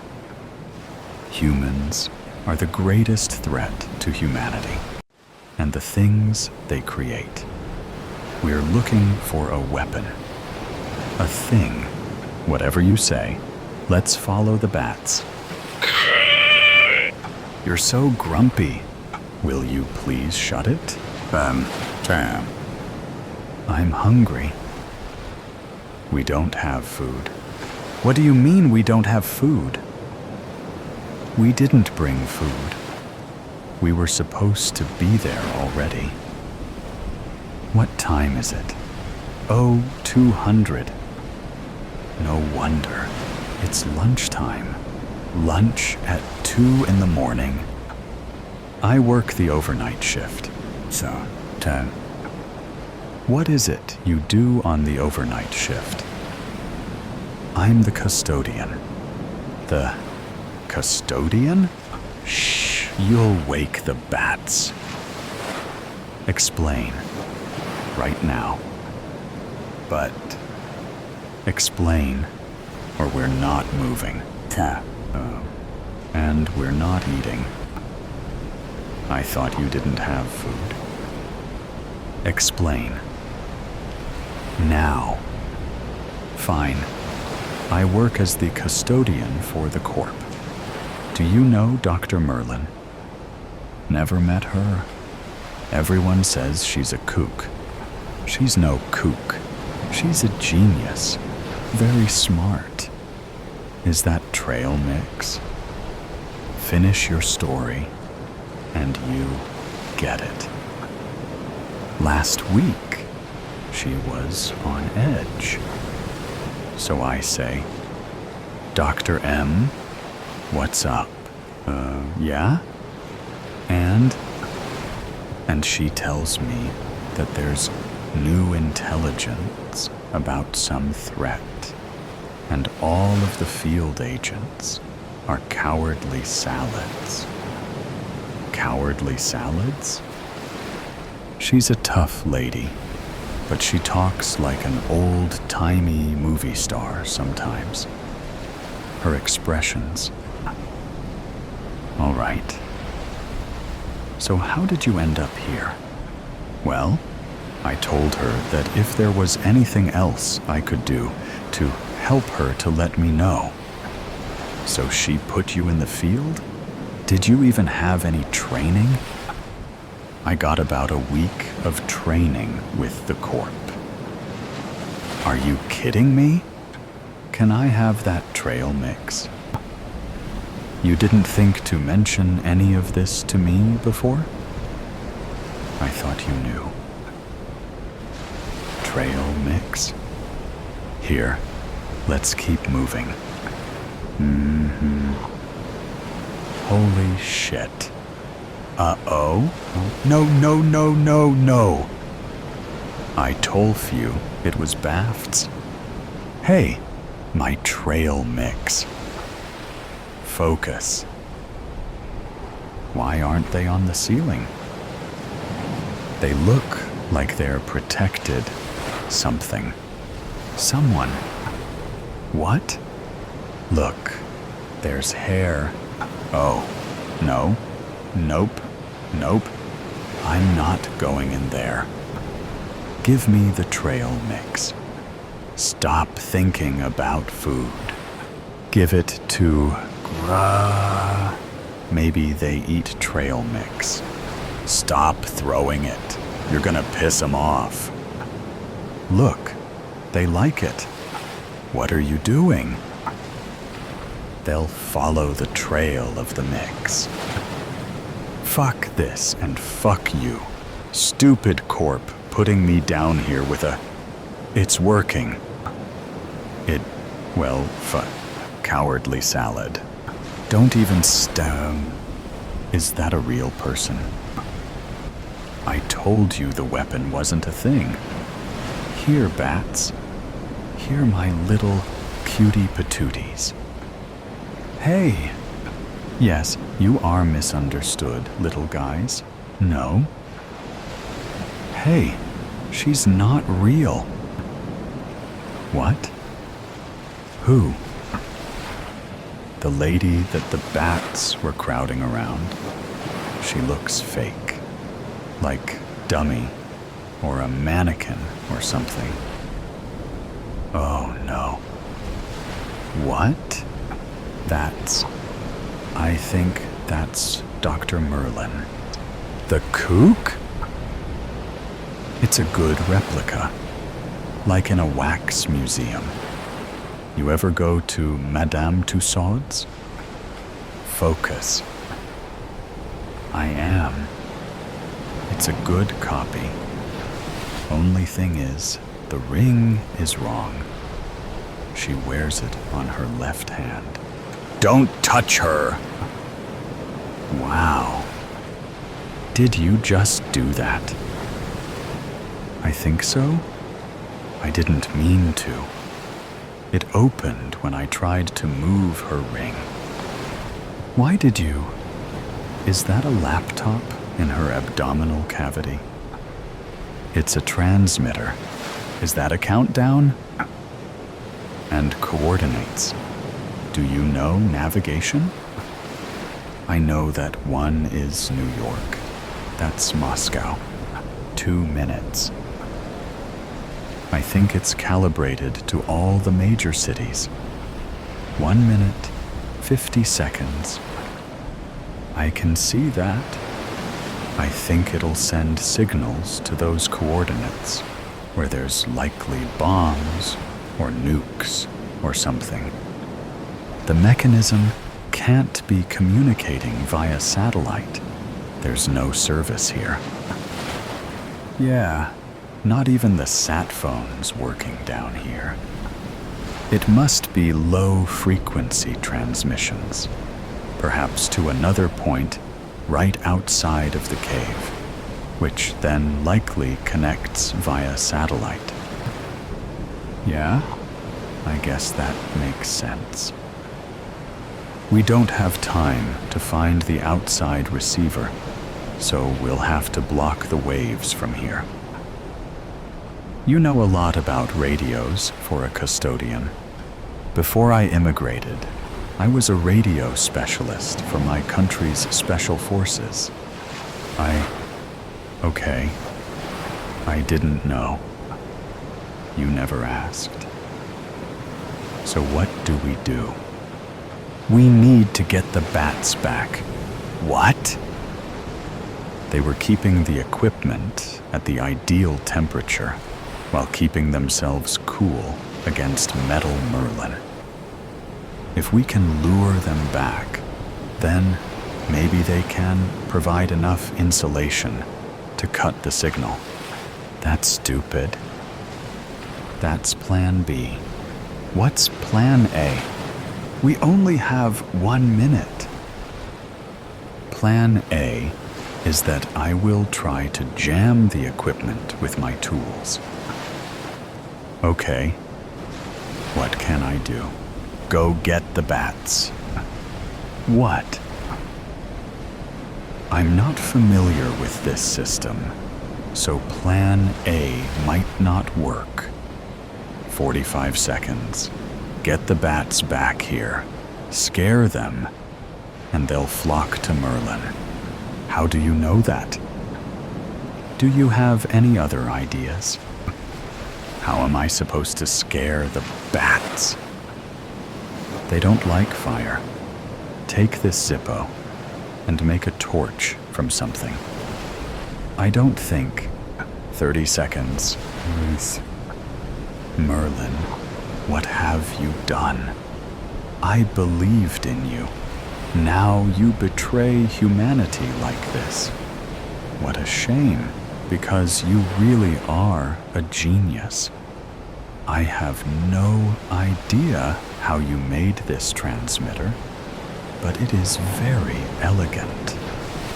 I'm impressed, disappointed, but also very impressed. 10 seconds. We're not going to make it. Oh. Yes, over here, cutie patooties. Go to your mama. Go, go. Why are you in your underwear? I put my clothes over Robot Merlin to try and damp the signal. Why are your underwear? I made torches. Good work. Yeah, you too. Do you think it worked? We won't know until we get outside. Let's go then. Here, take a torch. Thanks. You were a very brave salad with the bats. Yeah, I'm sorry I didn't ask you anything about yourself, and for slapping you. All good. Do you have any more trail mix? Hail Mary. The man lay prone on the edge of thick woods, sighting down the scope of a .30-06 hunting rifle. Snow flurries melted on the back of his neck. For an unknown reason, and mixed with the smell of pine and gun oil, the phrase, "veil of an endless winter," entered his mind. He shook his head. Poetry is the vice of fools, he scoffed. Through the compressed distance, the telescopic lens thickened the falling snow, proving the chalk house a quarter-kilometer away, a miraged dream. A woman came out on the porch, centered in the crosshairs. As if something caught her attention, she glanced quickly in the man's direction. She studied the woods for a long time, They stared back at one another, she in the glass from opposing distance, he a foreign and ominous presence. He stripped off his camouflage clothing, his muscles taut. After switching out to jeans, a black polar tech, and civilian hiking boots, he broke down the rifle, then wrapped the sections carefully in white cloth. He stuffed the bundle into his knapsack. Before he tied up the pack, he pulled out a clear plastic sleeve containing a yellowed file. Within it, he flipped through multiple pages, stopping at an aged copy of a driver's license. The photo, a man with long white hair. He tapped the image, his forefinger protruding from a fingerless leather black glove. He then said out loud, "Gotcha, you son of a bitch. Do you have food?" He asked the woman who answered the oak plank door. She was gaunt and scanned over the man's head to the woods. She's beautiful, he thought. Is she 35 or 50? She looked the man over. We can give you food for work, but not long. Okay, what are you? I'm Tavi. No, I mean, what are you? Bannock. I'm Bannock. Did you come from Twin Falls? The reservation. No, no one comes from there anymore. We need you to bury cattle. Can you do that? Yes. Days went by, and the man slept in the barn and spent his time chipping at frozen ground, digging holes, maws in the earth. There were over 50 carcasses in a field, bloated and gray-white. The work didn't bother him. It took his mind off remembering the night the white flash struck the horizon, safely at home, a Netflix series on TV. His wife was reading in a pink robe, his son in his bedroom. His first thought was, why didn't I ever buy a gun? The impact wave struck the house, sweeping it away, as easy as fine cutlery off a table. And as luck would have it, leaving him without a scratch, but alone. Sooner than he could have ever imagined, he was arrested by men coming to his tent in the camps. "You're a terrorist," accused the broken and terrified faces, neighbors he'd hugged at Christmas parties. The only way to prove he wasn't the enemy was learning how to fire a gun, learning how to point a finger at other people, learning how not to feel anything while passing ash-laden bodies hanging in nooses. How can I live with myself? He'd ask the ghost of his wife. You can't, she'd say. Just come home. Yeah, he cares nothing about us. You're too young to understand, the old woman said to the boy. And why should he care? He'll slit our throats right here in the kitchen. The old woman, her daughter Faith, and the boy were eating dinner. Faith cut ribs, separating the bones by hacking at them with a meat cleaver. The boy's face glistened badly, where on one side his flesh lay in white, scared rivulets. Just stop, Faith said to her mother. He's only 12. No one spoke for over a minute, while the old woman stared at Faith cutting the meat. He's scum, you know? Only an Indian would bury livestock for a living. With her elbows spread wide, her pincered teeth darted back and forth, pecking small pieces of flesh. A white bone in her greasy skeleton hands. What makes you so sure he's trouble? Maybe he's been sent to help us. Now you've got the sickness to think that. I don't imagine we need to worry he'll kill us while we sleep. Do you think that? Really? Damn right I do. That's exactly what he'll do if we're not careful. Faith's mother spit out a piece of pink grizzle. Your brother will be back soon. He'll tell us what to do. What's that? The boy called from the porch. Tavi held a football, flipping it in his hands. He threw the leather ball to the boy, who fumbled and dropped it. I'm not very good, the boy said. Sure you are. Pass it to me. Tavi moved away from the porch. The boy was thin and moved like a young man, and Tavi's face grimaced, remembering a day when the sky was blue and fall leaves yellow and red. I only dream in color, he thought. The boy threw him the ball. Better, you are good. Now you run out. The boy hesitated, moved off the porch, and jogged out 10 paces. Throw it, Tavi. Go way back. Tavi held the ball high in a poise, like a statue getting ready to launch the ball.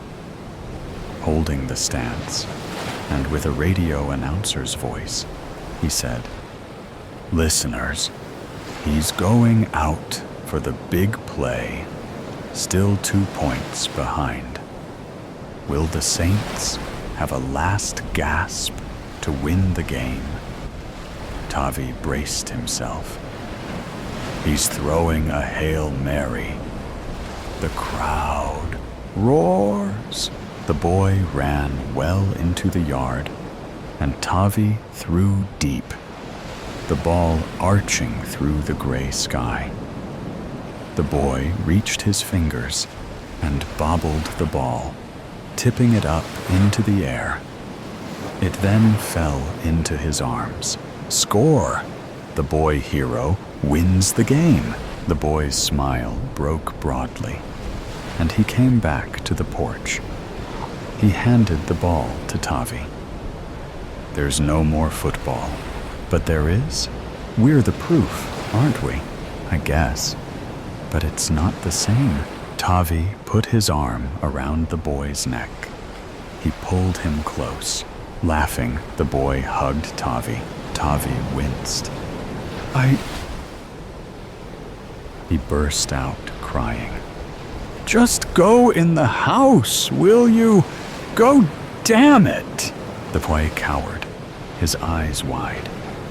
He ran to the house and slammed the screen door. Soon, Faith came out. But Tavi was nearly retuned to the barn. Is this what it's come to? She asked herself. Am I so desperate I'd let my son be abused by a stranger who barely talks? No. Even with your life stripped away, you still have something. Your son. He is the only pure honesty left. What keeps you alive? She plodded to the barn and then leaned against the barn door. Tavi's shirt was off, and he was pumping water into a bucket. Scars covered his back like lost highways on some map no one used anymore. You don't yell at my son, Faith said. Tavi glanced up. I'm sorry. What's your problem? Nothing. That's not enough. If you want to stay, you need to tell me. It's nothing, okay? What? Tell me. Tavi put his shirt back on.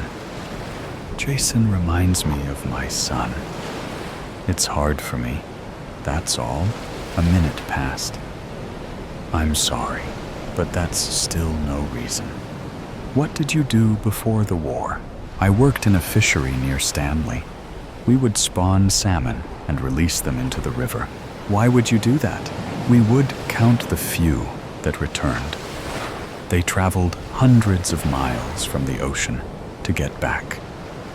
The lake is called Redfish for when my people lived there. The lake was red with the fish. Do you think there's still fish? I don't know, but I'd like to find out. They say the deer may have returned also. Some elk. Life is still out there. People survived. Just luck in my case, Faith. Bad luck. Maybe something else. I don't believe in anything but luck. But you don't know, do you? Maybe there's something else other than luck. That sounds like a stretch, Faith. I used to think we're meant to leave something better for those to follow. I don't believe that anymore. Something better for those to follow? We didn't do such a wonderful job, did we? What about you? Is there anywhere you'd like to go? I'll stay here. My brother takes care of us. Food, fuel. Without him, we'd be in a camp, I suppose. You'll like him. He'll be here in a few days. Tavi reached out and touched a place on Faith's cheek. He caressed her with his fingers, then reached behind her and braced the back of her neck. He showed no emotion, like stroking a cardboard box, his eyes curious. Remembering, finally, Faith said, "It's been a long time. I've aged." You might not. You don't know who I am, Faith. My advice is to run. They stood facing each other. Then Faith began pulling away. Tavi gently held her neck. Finally, Faith leaned in and grazed Tavi's ear with her lips. There's a place for you in the house. There's still room, at least for hope, isn't there? Tavi woke from a dream where he was wearing snowshoes in thick snow over ice. He was breaking trail, and his wife was behind him in a red winter jacket. The sun was bright, and she laughed at something he said. With a grunt, she broke through the ice and then clawed at the edge where the hole had broken through. She soon slipped under. Tavi stripped off his jacket and dove into the hole. As he pulled down with his arms into the ice water, his body felt numb. But he still kicked his legs with everything he had, swimming deeper. At last, the red jacket was just beneath him, his wife reaching to him from below in the pale light. "Swim, damn it! Swim! Grab my hand!" Faith lay next to him in the dawn white of winter. She was shoving his shoulder. There are men on the porch. As Faith and Tavi came downstairs, they saw two men talking to the old woman. One man towered over her. He wore a Kevlar vest and leaned in. "We've got him, so this is a simple trade, if you think about it." The old woman held a small pistol in her hand. "Jesse, take your boy and get off my property." The younger one moved to go. He wore a vest also, but both the vest and the camouflage clothing didn't fit.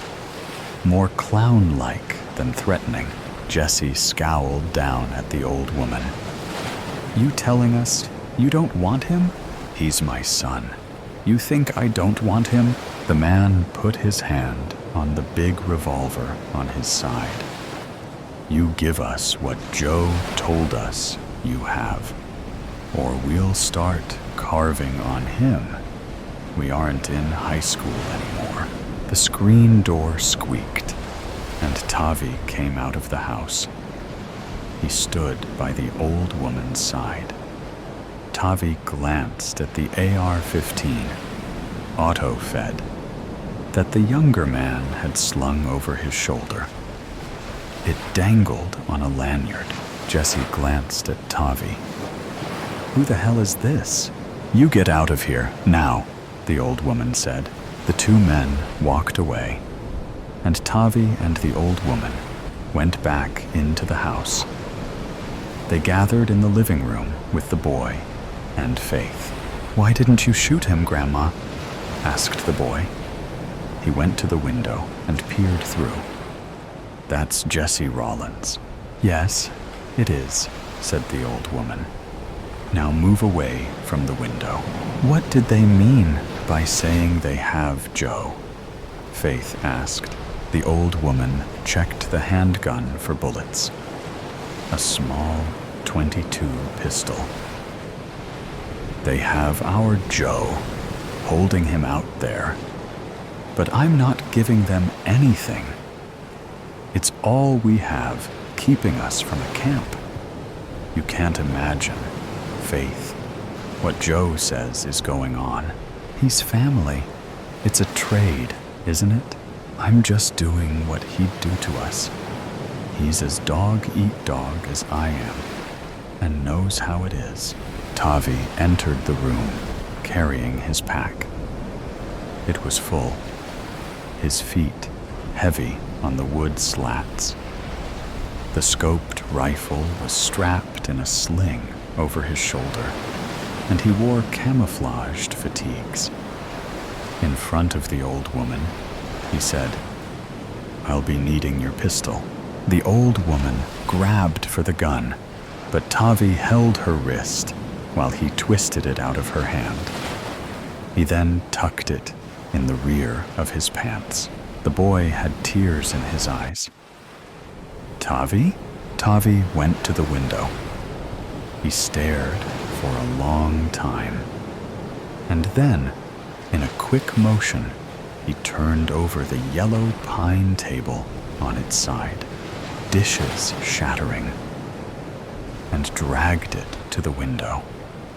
He grabbed a chair, crouched on the seat, and lay the rifle barrel on the edge of the table.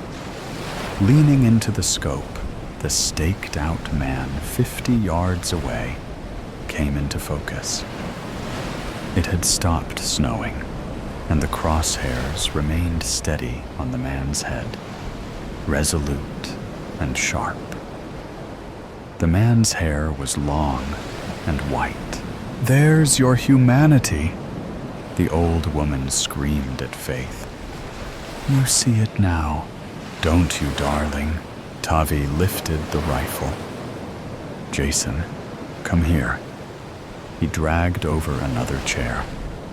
"I'm going to go out there and draw those men out of the woods. When you see the smaller man come out with the rifle, he intends to kill me. Do you understand that? You shoot him, okay? Don't think about it. Just pull the trigger. Here, place your eye on the scope like this. Do you think you can do it?" He passed the rifle to Jason. "Yes, sir." Tavi slowly crossed the yard to the edge of the clearing. He approached the man on the ground. The boy crouched at the window. "Come on, come on, come on," he mumbled to himself as he steadied the rifle, bracing the stock with his shoulder. The old woman paced behind him. "You can't shoot, squat." She shoved Jason and put her hands on the barrel. "Give it to me." Jason pushed her away and sighted again out the window. Tavi came to the man staked down. He was moaning in the gray ash snow, his face bleeding and bruised. Long white hair streamed down his back, matted and wet. Tavi stared down at him and prodded him with his boot. "Do you know who I am?" The man on the snow stared back at Tavi with blank eyes. Tavi reached down and cut him loose, and the man rose and staggered towards the house. Jesse came out of the woods. "What are you doing? Where's our trade, big man?"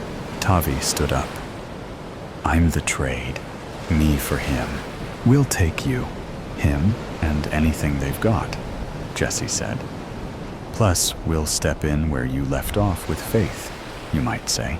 The old woman jostled Jason, tugging on the barrel. "Give me that thing."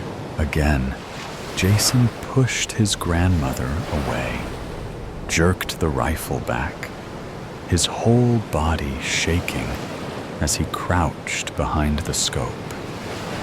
He took his eye off the lens to wipe the sweat out of his eyes.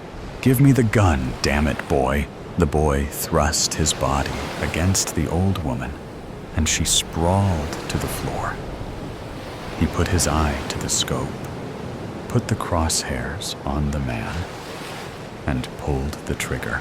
Faith heard the click of the gun, and with the empty sound, her heart thumped. Just once, like her insides were collapsing hard in her chest. Jason dropped the rifle, ran to the door, and then stood on the porch. "Tavi!" His arms flailing, he leaped into the yard. "No, don't!" Faith screamed. "Don't you go!" Jason ran towards Tavi, his legs driving through the snow, white bursting around him, the ash kicking up underneath. The younger man squinted at the lunatic boy, whirlpooling his arms, coming straight at him. A howling apparition from hell, scars red aflame on his face. He lifted the AR-15 to his shoulder and swung the barrel. Tavi grabbed the rifle and threw his back into him, and with both hands, he forced the gun toward Jesse, who screamed as jackhammer bullets stitched across his belly. The younger man was behind Tavi now, and he felt a blade slide into his back, slick and deep, the pain piercing to his spine. He fell away and turned as he hit the ground and reached the pistol behind his back and fired into the young man. Tavi dreamed. The water was deep, a pure crystal blue. He pulled with his arms and kicked as hard as he could to fight, to descend. He tasted salt. And then his wife was there in her red jacket and broad-faced smile, reaching to him from below. The water was warm as he went deeper, so very warm. She stretched to him, her face with such a smile. "Grab my hand," she said, and he did. They began swimming against the current. Confessionary of a sane person. It all started with the car keys, right? That's where it began. What happened was, I left for work in the morning, as I always did. Or I should have, were the car keys not missing.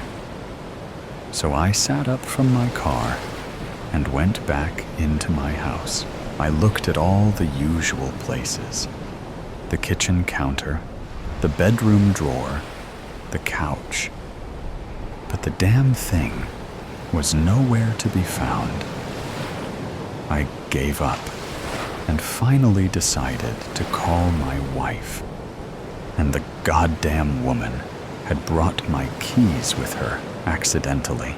She came back a couple of hours later to give me back my keys. And so I finally left home. Since I was already so late, I figured that if I stopped by a coffee shop, it wouldn't really make a difference. So that's what I did. And that's when everything got worse. After the woman had already finished preparing my order, I discovered I had forgotten my wallet. It's those awkward scenarios you hope never happen to you. Well, it did to me. So I drove back home to look for my wallet. And I went over my house once more. The kitchen counter, the bedroom drawer, the couch. Nowhere. Again. Then I called my wife to see if she had also grabbed my wallet accidentally. She denied it. And, well, you never know with people these days. But I decided to just move on. I went after my neighbor. It must have been an hour or so after I lost my wallet. The last time I saw it was when I was discussing with him in the condo meeting. But that is not the point. Well, I told him about what happened, and I asked politely if he had seen my wallet. But that old man never liked me. He just acted like I accused him of stealing it. That deranged man started screaming like crazy. I always knew he was psychotic, but not on this level. Well, that was it for me. I was sure that the old man had stolen my wallet. So I tried to sneak into his house to get what was mine. It should be a right of a person to retrieve what is theirs. So I tried to enter the house, and he tried to stop me. It turns out that man is not only frail mentally, but also physically, because the old bastard broke his arm. From then on, things got out of hand. A lot of people had to come in, and none of them heard my side of the story. I still think that man stole it, but I can't prove it. Not now.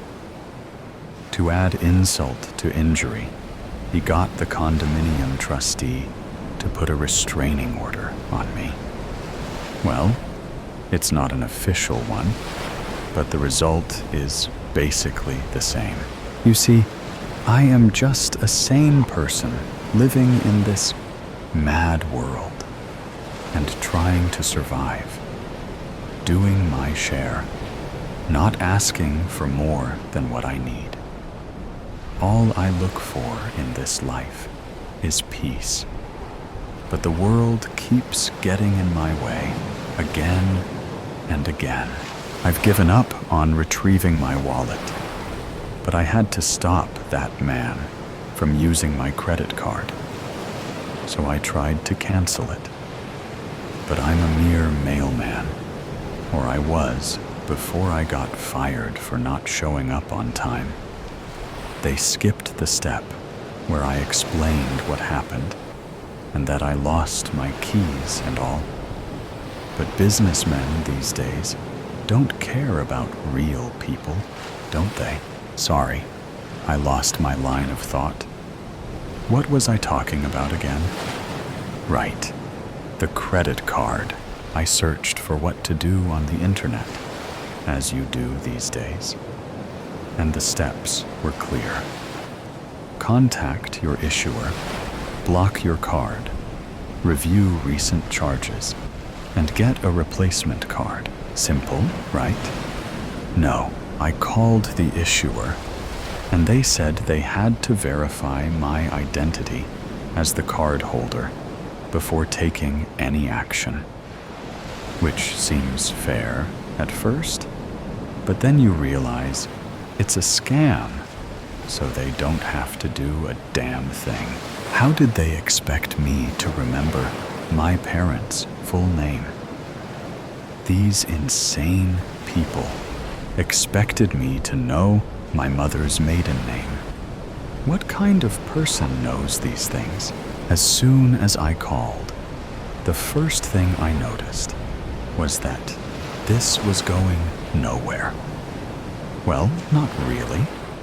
The first thing I noticed was actually that the man's voice on the hotline sounded exactly like my first grade teacher. Nasty men, I tell you that. But that was a close second. Well, after making all those stupid requests, he finally started to get reasonable. He asked for stuff like my name, address, birthday, the things that a sane person does remember. But it did not last for long. Soon he was asking me about recent transactions. How am I supposed to know? My wife also uses this credit card. Tell me, how was I supposed to know the last purchase was at Sephora? So he got unreasonable again. He asked me for a scanned copy of my driver's license or passport. He said it was for verification purposes, but you never know people's intentions. Have you seen the newspapers exposing these billionaire companies stealing data from common men like me and you? In the end, he said he would have to cancel my card because they could not identify the real card holder, which was exactly what I wanted from the very beginning. If these people only listened to me. I lost my line of thought. I was hoping that if I kept talking, it would come back to me. I was trying to look for it as I rambled. Oh yeah, right. Sorry. Now I remember I brought this up because you kind of look like a banker. My old boss looked a lot like you. You remind me of those businessmen on TV. Do you know how to set up a new credit card? I mean, I don't want to go through all that nightmare again. My wife is already angry at me for a lot of things. If you could help me with that, I would be eternally grateful.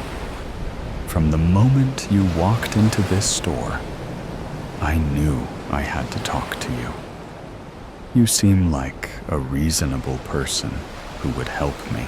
Anyway, thank you for choosing McDonald's. Your order is ready for pickup. Will you be paying with cash or credit card? Night call. What do you want? Hey, can you come over? Are you fucking serious? It is 3 a.m. No! So, I'm sorry. I know it's late. I just really need you to come to the house right now. I can't believe you.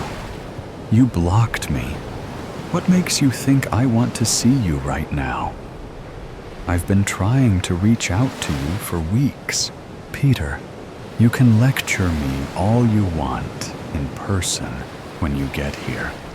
I really need you to come over fast. No, forget it. Bye. There's a man outside. What? What does that mean? I don't know. I just woke up. I got up, and when I walked by the window, I noticed that there's this guy standing outside, and he's looking up at me. Are the lights in your house turned off? Yes, they weren't even on. Okay. How long has he been out there? I have no idea. I've been peeking out at him from behind the curtains for like 5 minutes, and he hasn't moved. Call the cops, Dylan. I don't think they'll take it seriously. He's across the street. He's nowhere near my property. He isn't really doing anything. He might just live in the neighborhood. He'll probably move along soon, but he's been just standing there for a while. It's freaking me out. Well, I don't know what to tell you, dude. Wake up your dad? My dad can't fucking walk. What do you think he's gonna do? So is this urgent or not? Why did you call me? What do you want me to do about it? I don't know. I thought you could maybe pull up in the driveway or something. That might be enough to scare him off. All right, Dylan. I know you're freaking out right now, but I'm gonna have to ask you to turn your brain on for a minute. I live 20 minutes away. Even if I were all too thrilled to jump in my car at the ass crack of dawn and drive over to you, I'd bet you anything that this guy is gonna be gone by the time that I get there. I am not wasting my time and burning gas so that I can drive over to your side of town for nothing. I've already done way too much of that when we were together. I don't owe you that anymore. If you're really, truly scared, then call the police. They will send somebody out. Block me again if you must. I'm going back to bed. Do you think I like doing this, Peter? Don't start. You are the last person on Earth I want to talk to right now. We wouldn't be having this conversation at all if I weren't absolutely mortified. There is nobody else I can reach out to about this. Oh? I'm sure one of your little boyfriends would love to help you out. Why don't you give them a call? Yeah, I did. You were not my first choice. Nobody answered. I thought you were mature enough to set your bitterness aside and come help me. I thought my safety would matter more to you than all the trivial problems you had with me. My mistake. Dylan, quit fucking around and call the police. I'm not gonna argue with you. God, you're dense. Wait, I know what this is about. What, Peter? Enlighten me. What do you think you know? There is no guy. What are you talking about? I'm looking right at him. There's nobody outside. I know you, dude. You're scared of everything. There is no way in hell that you'd let some random man stand outside your house and look in your window any time of the day, especially not at 3 in the morning. You would have called the police immediately, not taken any risk calling me to come do something about it. You know that I don't like cops. Yeah, I didn't forget.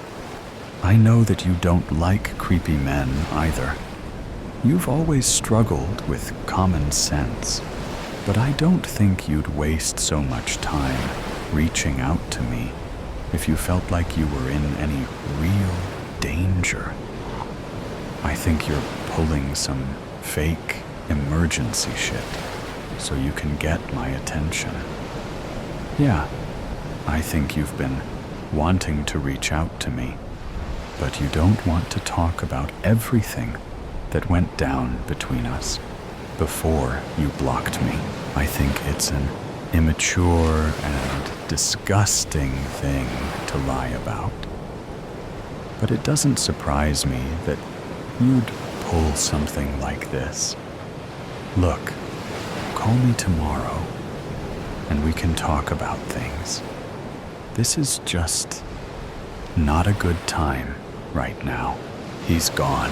Dylan, were you listening to me? Yeah, whatever.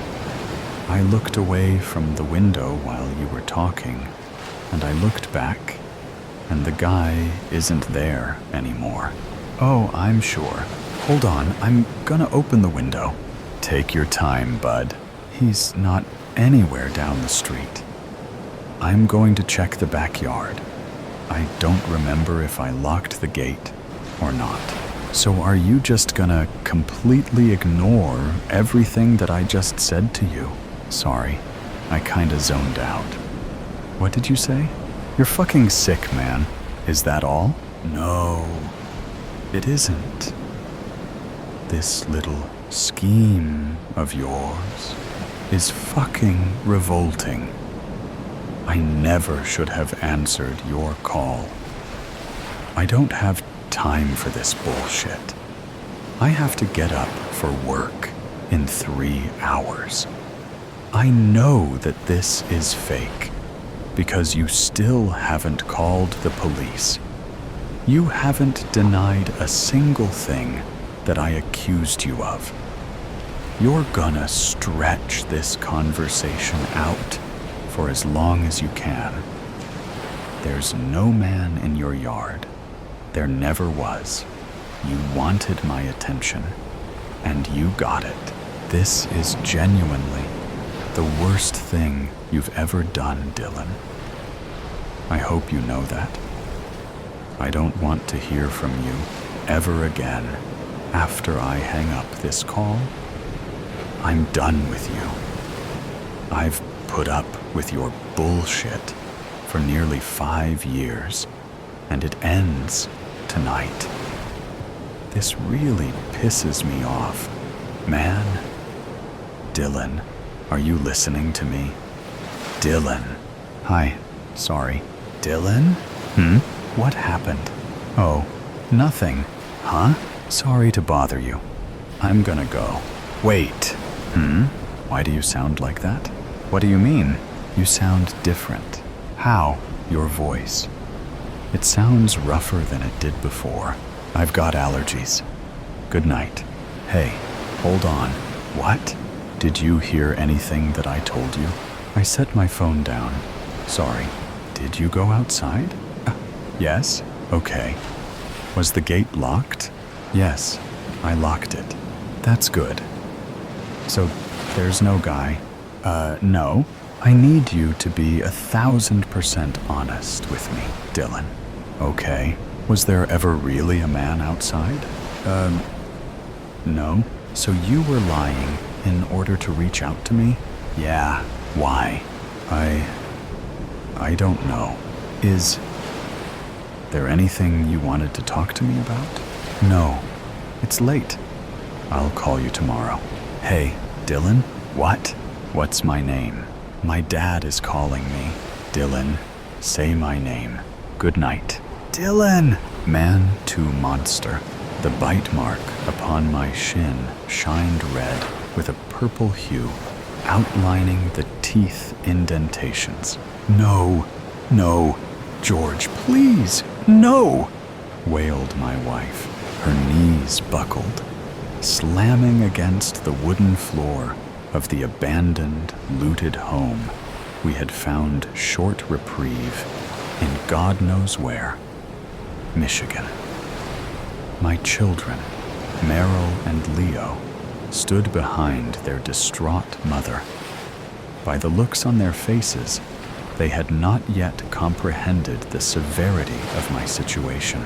It had been a week and a half since the outbreak. A lab test that had gone awry. The U.S. military thought they had created a superhuman drug, one that overrode the humanistic qualities of pain, reservations, fear, and the consequence of reckless abandonment. Simultaneously, This drug also heightened testosterone and adrenaline levels beyond their standard yield.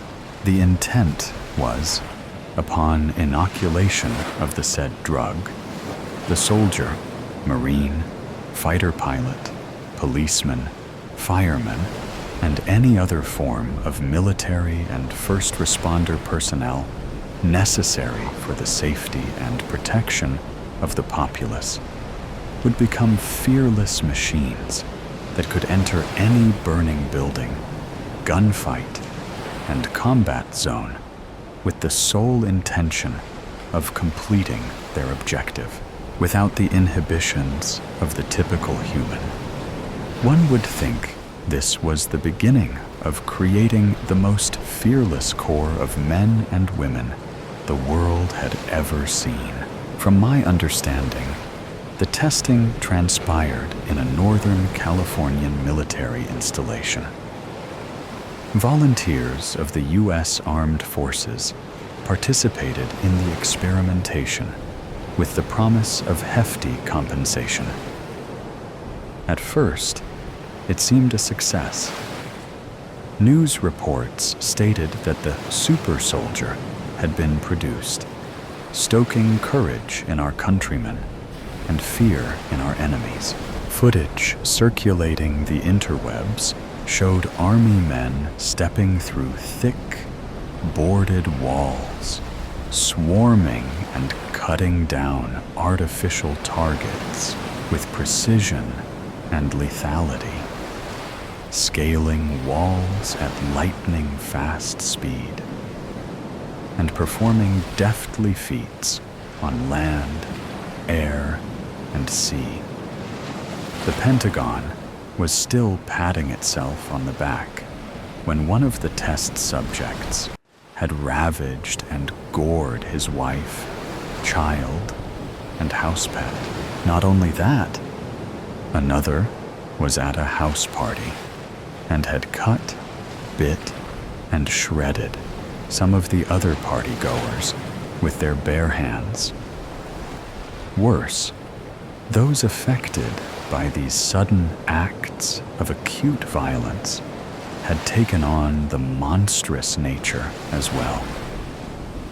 The captured affected, now infected, were held against their will by scientists of the highest order. These experts revealed the drug's design had gone rogue, what best could be described as a feedback loop. The effects that made the drug successful had become indefatigable. The bodies of those with the drug in their bloodstream were unable to shake its domineering effects. It seemed to feed itself, making the subjects more fearless and tolerant of pain. Moreover, its psychosis-altering capabilities had reached levels of deadly proportions. A ravenous desire to bite, claw, and eat raw flesh had become the deity of their souls and singular desire. They had become what we had called, in sci-fi, fiction lore, and literary horror, now a reality. Zombies. When our little suburban outpost in Lansing had become overrun by these zombies, Weezo, like millions of others across the country, made a break for safety. As to where that was, we did not know. But we knew to pack our things and take off in the minivan. However, that did not last long, as traffic and the onslaught of the infected stagnated vehicular mobility. We took on foot, crossing medians, abandoned interstates, through woods and fields, and anywhere where the screams of victims and wretched cries of monsters had subsided. Government proclamations were useless. Assuring us to stay in our houses until protection arrived was akin to waiting in a burning house until rain clouds arrived. To top it all off, there was not even a whisper of a cure. We were at the mercy of this infernal contagion. The zombies finally forced us out of a vacant barn we had stayed in for a few days. I hot-wired an old pickup truck in a nearby garage and drove on some back roads until we encountered an abandoned neighborhood. With a machete I had collected in my hand, I had cut down all opposition in our way. A fully infected zombie, which still had the rigors of a merciless beast, also had severely debilitated coordination and reaction. My machete swiped and sliced through the susceptible flesh of the infected. A mere sidestep and a high school level trained baseball swing proved sufficient. All seemed manageable, that is, until I passed a half-chewed corpse, severed by what appeared to be the teeth marks of a chainsaw. As I motioned for my family to hurry over an HVAC unit, and through a busted-out living room window, the halved corpse snatched me by the ankle. With its clammy, gray hand, it yanked itself towards my leg and clamped its maw around my shin. I stifled my cry and hacked it away until it fell still. My wife, Erin, noticing the struggle, immediately turned her eyes toward the wound as I entered the abode, leading us to our current predicament. She groaned and cried, knowing what was in store for me, for us. I could not help but try to comfort her. I bent down to collect her. "No!" she shrieked, slapping my hand away. A sudden life beheld her, for she scuttled to our children and held them in her arms. A darkened complexion formed on her face. She snatched the machete and extended its edge toward me. My initial reaction was to reprimand her for the hurt. But conceding doom was at my door. It gave me hope. For even if the slightest bit of my bodily fluids entered her bloodstream, our children could fall too, devoured by filicidal mania. If my wife were willing to reject her husband, one she had been lovingly married to for nearly a decade, with such sharp rebuke, she must certainly have the perseverance to lead 2 of our 4 surviving children. My children, Meryl and Leo, had not fully understood the dystopian future before them. At the formative ages of 8 and 6, respectively, they knew something was unnatural about this new reign of terror. They had seen their elder brother and sister ripped to pieces, protecting them from the infected pursuants. When I found time to weep for my eviscerated firstborns, I did so liberally, but not in front of them. I will join them shortly, but I must put my mortal family in order first. "Honey, Meryl, Leo," I said, kneeling to meet their eye level. "Yes, Daddy," uttered Meryl. She had her chin against her chest, and it quivered. That's a good girl, I said. I want you to. A sudden pang shot through me. The side of my neck tightened, and my lower jaw protruded out, baring my lower row of teeth. The children gasped. My wife pulled them close to her and backed away from me. Back! I shouted. Get back! I was not sure how the transition would consume me, but I had certainly felt it. A raging swell of power spread within me. It was like a high, unlike anything I had experienced before. My strength seemed to surge. The forces of gravity were effectless. A ludicrous idea came over me that I could easily lift a car or thrust my knee through the wall. Subsequently, a craving for flesh had come. My mind started to obsess over the notion of sinking my teeth into a sumptuous piece of raw chicken. I thought about how my teeth would break the surface, diving into its tender structure and tearing it and consuming it, slaking my hunger. I slid my tongue between my molars to replicate the sensation. Then my senses returned. I must have fallen into a fit, for my family gaped at me with fretful eyes. I was on my side in a pool of sweat. I didn't move.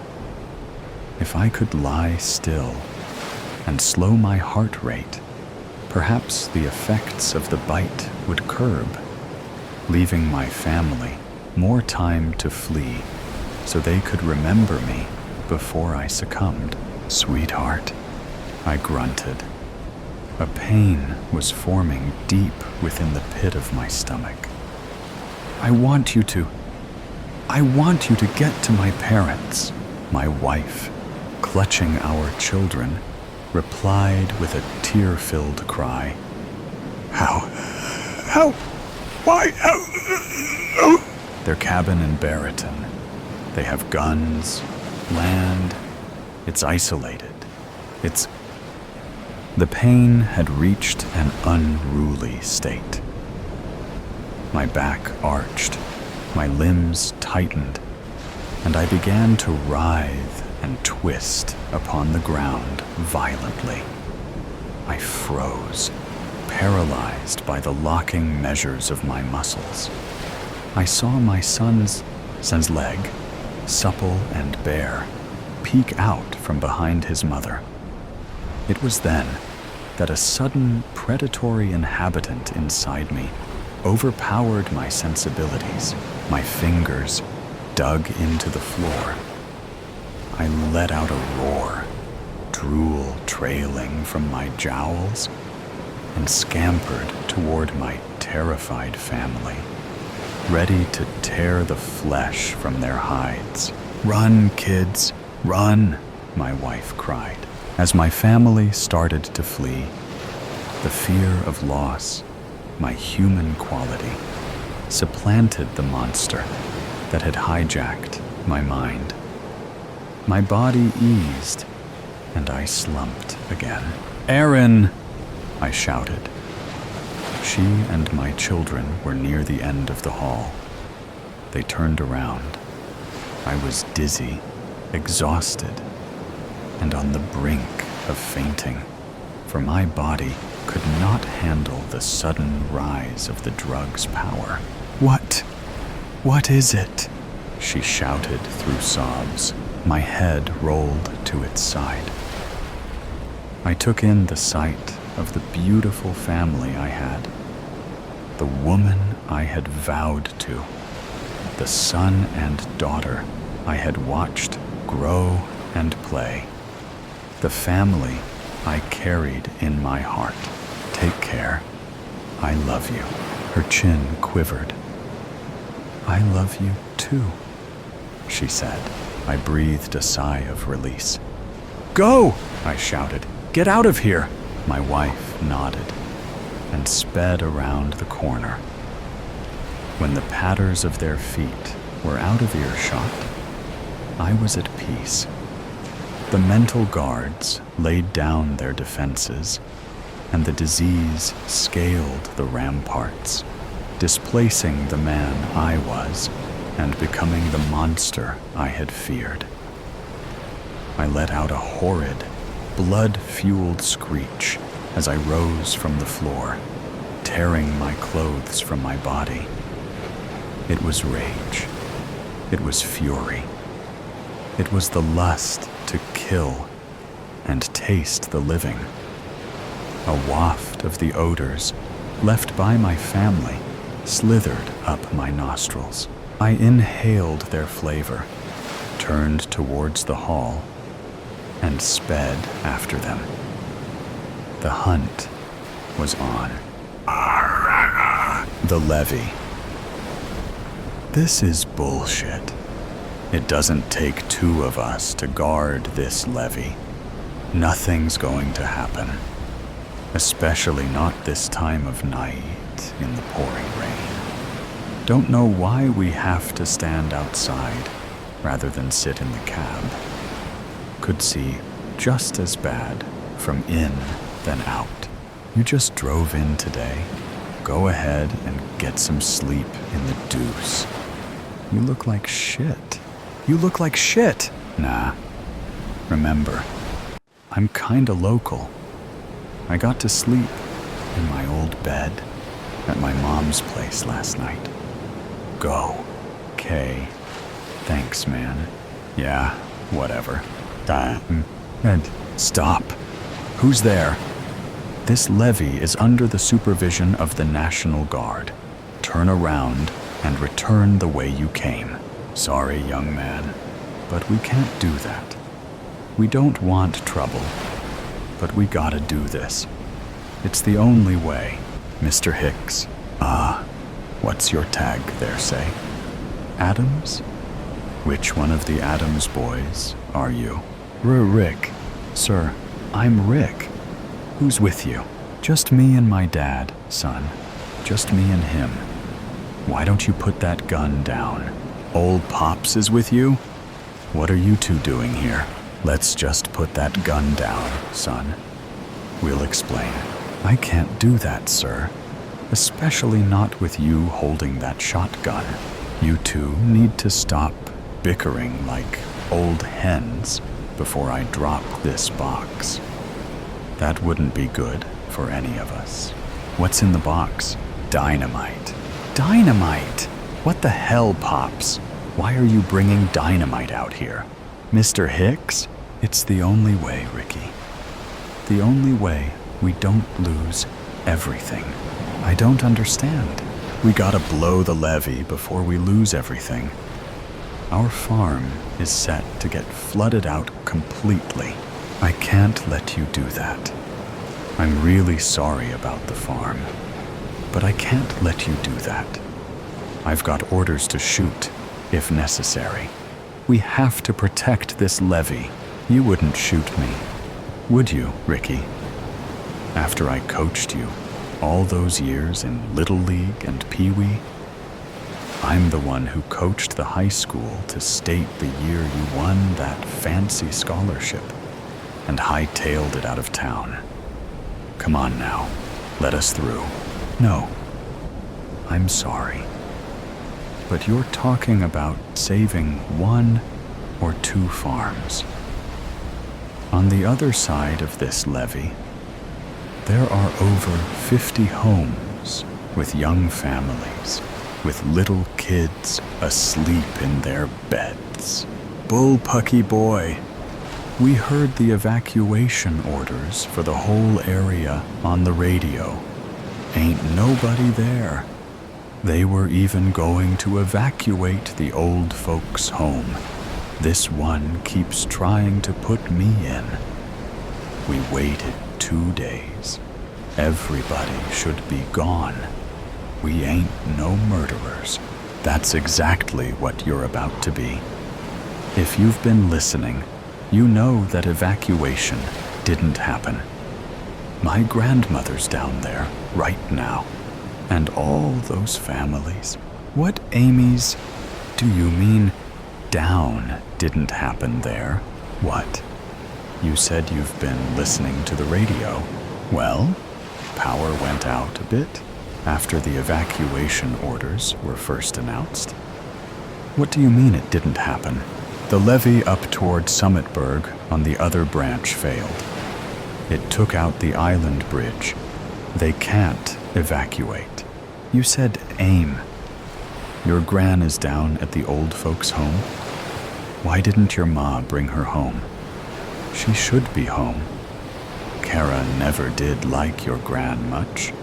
Figures she left her there. Your father is rolling in his grave.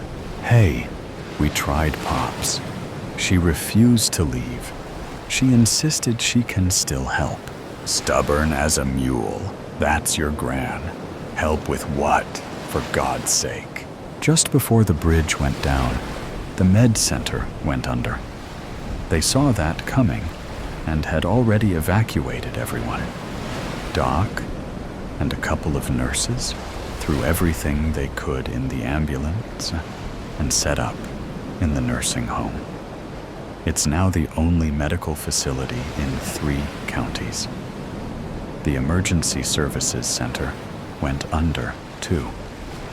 Grandma's running triage and dispatch from the night nurse station. Yup.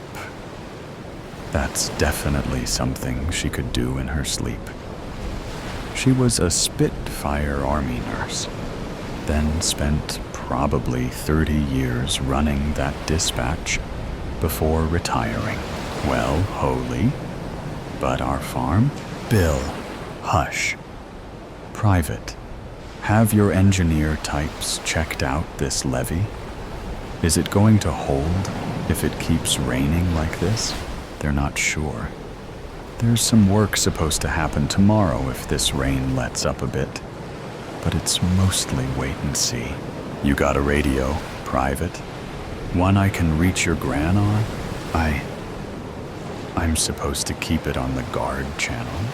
Just for a minute. No one will know it was your radio, and not a personal one. Please. Okay. Here, Amy Adams. You there, sweetheart? It's Hank. Hank Hicks. You get off this emergency channel. This is for business. Just one quick ask, hun. Can you get word out for anyone willing to come by my place and drive the cows from the dairy barn across the road into the hills? I'm not there, and it's going to flood in real quick. My grandson, Mike, worked for you last summer. He's right here. I'll send him and anyone he thinks can help. Thank you, sweetheart. I gotta go. Dad, what was that about? We can be back in plenty of time to drive the cows out ourselves. If it even comes to that. Oh, it's come to that. Come on, Bill. We've got a levee to blow up. What do you mean, Pops? No, Dad. No. We'll lose everything. More than everything. What are you guys talking about? I'm talking about taking some of the pressure off this here levee to make sure your gran and all those folks stay safe. What are you talking about? He's talking about blowing the private levee in our back pasture. Flash flooding the whole farm. Darn right I am. Let's go. No! We can deal with some flooding, but that would wipe out everything. Son, it is still my farm, not yours. We'll lose crops. We'll lose equipment. We might well lose buildings too. But the land ain't going nowhere. And with the cows up in the hills, there'll still be a herd.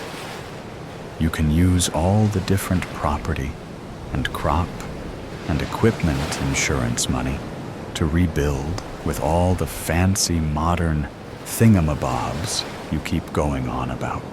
Insurance. Dad, why the hell were we up here meaning to blow up this levee if we have insurance? I ain't never made an insurance claim, and I wasn't about to start if I could help it. Wait, what do you mean I can use the money? You mean we, right? Nope. I'm thinking I'll move myself into that old folks' home with his pretty grandma and leave you to it. Let's go blow a levee. The last phone call. Mom, finally. I thought our weekly calls from the station were pre-scheduled. I was worried. Hey, sweetie. Sorry about that. Things have been a bit chaotic up here. Solar radiation's been causing issues with communications. You usually call on Sunday. It's Wednesday. You know how space is. Unpredictable. The ionosphere is wreaking havoc on everything up here. It took me a while to get through with the available channels. Restricted, I guess. I hadn't heard about a radiation storm. Anyway, how's the research going? Can't complain. How's school? Weird. I've noticed a lot of strange stuff happening lately. For example, we were setting up the club telescopes in the park on Monday when some official showed up. He said he was with the Space Weather Center. Told Mr. Hayes they were expecting a massive solar flare and had to shut down all civilian solar observations. Said they didn't want any students getting blinded if it happened during observation. Your comms problem isn't related, is it? Could be. The SWC must have seen something. There might be. Wait, that's completely wrong. And Mr. Hayes knows it. Solar filters protect our eyes during normal observation. And even the big flares are not that bright at optical wavelengths. Plus, if there really was a huge, dangerous flare coming, they'd have issued a public warning. The whole thing makes no sense. Huh. Maybe the official was simplifying the explanation, or didn't fully understand. For our astronomy club? Come on, Mom. We're smarter than that. We're all AP students. Mr. Hayes was confused too. I don't think he bought it either. Sarah,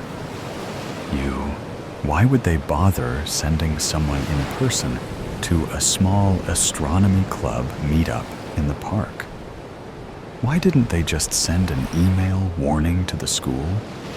Or just issue a general public notice?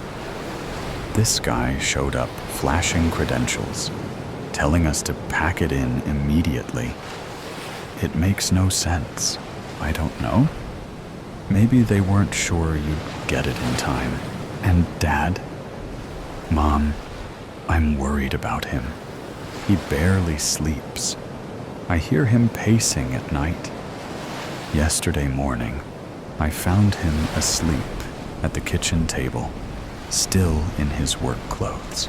Well, you know your dad. He's just under a lot of pressure, more than usual lately, always taking his work too seriously. So, how's that physics project you were telling me about? It's going good, Mom. I'll make an A, like always. But Dad, you let it slip. They're updating deep space tracking systems. Yeah, I heard that too. He never was good at keeping secrets. All of them? At once? On emergency status? Who told you it was emergency status? No one. I overheard him on the phone. You shouldn't eavesdrop. I just want to know what's going on. Just tell me. I'm doing my best, sweetie. But you're not telling me everything. Look, honey, you know I can't always tell you everything. So, let's talk about your birthday coming up. 17. Wow. I'm sorry I won't be there. I hear Aunt Paula and your dad have something special planned. Forget my birthday. Something's wrong. The NASA website's been down for days. Maintenance, they say. These things happen. They're probably just doing upgrades or fixing a server issue. During the same week that all the major observatories stopped updating their websites, Sarah, and why did Aunt Paula buy extra supplies? What do you mean? I dropped by after school yesterday. She was carrying in boxes of food for her storm shelter, just in case, she said. She also mentioned that you called her yesterday. I've been trying to reach you for the last 3 days. You found time to call her, but didn't call me. Keep Aunt Paula's phone number handy. It's always nice to have someone to depend on, just in case. Mom, stop. Something's happening. Just tell me. Nothing's happening. We're just conducting routine research. Then explain the launches. You know, I track this stuff for the astronomy club. What? 5 days ago. China, Russia, and NASA all launched within hours of each other. No warnings, no announcements. All classified payloads at the same time. Honey, it's likely just coincidence. Sometimes agencies coordinate for unrelated reasons. You know, NASA likes to cooperate with other agencies. I might have believed that, but amateur astronomers tracked 2 of the rockets, posted the trajectory data online. Then their data disappeared. And now those same astronomers aren't responding to anyone. They've gone dark. You really need to stop reading conspiracy theories online.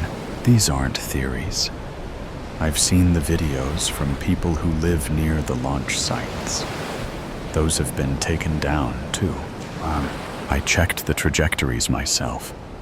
They're all going to the ISS, aren't they?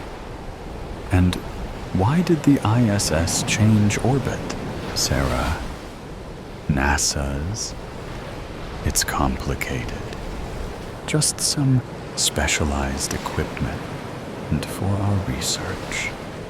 Okay? The Russians are sending up new cosmonauts. The ISS is just performing a standard maneuver, Sarah. Space debris is unpredictable. You know how it is. Nothing you need to worry about. Really? China finally claimed it was a weather satellite launch? Why did Russia lie in their announcement today? They said it was engine testing.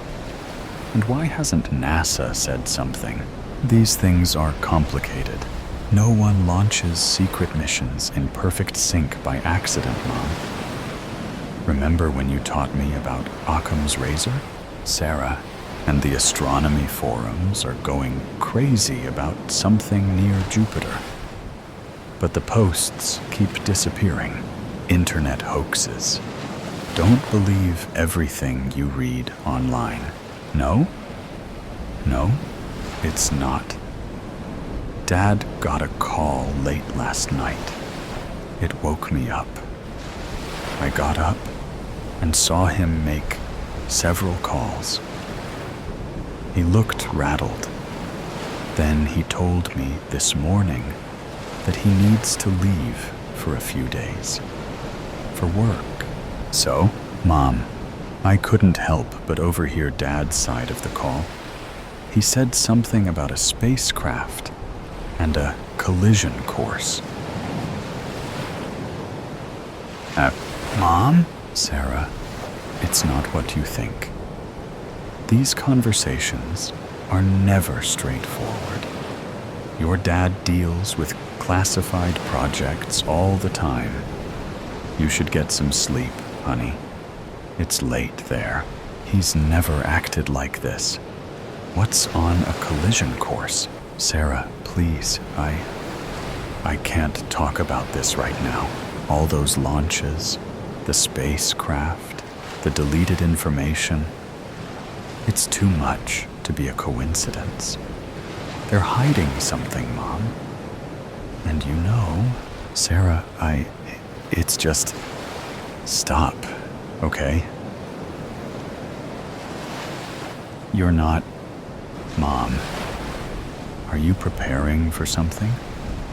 It's not just research, is it? I can't have this conversation.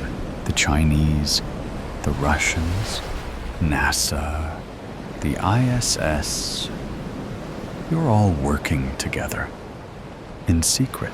Sarah, quit it. Now. You're not studying anything. You're trying to stop something. Sarah, I can't do this. I have to go. How big is it? How big? What? The asteroid. That's what it is, isn't it? That's why all the telescopes are shut down. Why everything's classified. You don't want people to panic. Mom, you always were too smart for your own good. How bad? I have to go. Mom, please, don't tell anyone about this call. What? I mean it. It's important. Promise me. I promise. I love you, Sarah. More than anything. Always remember that. Okay? No matter what. Mom, are you going to be on that spacecraft? Mom, please tell me you're not. Be strong, Sarah. Like I know you can. Remember how much I love you. And know that I'm doing everything I can to come back to you. And stay close to Aunt Paula. Just in case. Mom, just be careful and come home soon. Mom, this call has been terminated. I love you too. Stay safe, silent, but deadly. The grass waves to the breath-filled song of the wind. No, wait. That doesn't sound quite right. Maybe just the voice of the wind. The luscious grass dances as the wind sings. Something like that anyway. I look around me, casually, like I'm taking in the view, and not at all looking for a sudden change in the landscape that would signal my end. Should I admit that I'm scared? I'd be mad not to. But then this is madness. I'm narrating my life because my life actually depends on it. The moment I go quiet, it'll come for me. I know that much. Sneaky bollocks, tricking people into being quiet when that's how it finds them. I still don't get that. What form of creature finds its prey via silence? I thought it might hate sound, but no one is quiet in their final moments. And it doesn't seem fazed by the screaming. I shouldn't talk about that. Difficult to filter, though. I can't stop the words coming out. The words are my shield. All I have to do is think of things to say as I walk these next few fields, And then I'll be in the next village, and I can find a radio, or just something, anything, to make some noise for me. Then I can sleep. I am so tired. Wait a minute. What if I yawn? Does a yawn count? Or will I be interrupting the flow of sound that protects me? I can't fall or hit a limb against anything, nor can I snag myself on an errant nail. Errant. Where did that come from? I've noticed that my language is getting more flowery. That's good. I don't have to find quite so many words. They're flowing out from me, as though the tap in my mind has been turned a little more. I never knew I had a tap in my mind. This'll do. I can manage this. And I need to stay on top of it, conscious of the stream. I don't want to get carried away and pause in a fog of confusion. I could say any old words. I could do that, but I think I'd go mad as I stirred that crazy word salad around. And then where would I be? I need to keep it together, find somewhere to sit it out, surround myself with a wall of sound, and then sleep. Sleep seems a world away. I'd need someone with me so we could take it in turns to sit watch. Would that work? Would a radio even work? Does it work if the noise isn't coming from you? Does the quality of the sound make a difference? A voice that comes from a mouth is different to one that comes via a speaker. Am I kidding myself? Does it matter that I'm kidding myself? I've made it this far, and that's pretty good. I had safety in numbers for a while back there. It's about survival now. I'm on my own. I've got to keep going. Buy myself time. The creatures might not even be here anymore. Moved on to easier pickings. I don't believe that for a moment. You're still there, aren't you guys?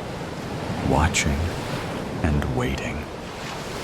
All I have to do is pause these words of mine, and you'll be skipping out to meet me in the middle of this damn field. I'd say that you don't see them coming. That's not quite right. It's that when you do see them coming, you're done for. Game over. What little warning you have is useless. A blur of movement. Pain. Gone. You can't outrun what you can't see. They don't move like anything on this earth. There's no approach, no stalking.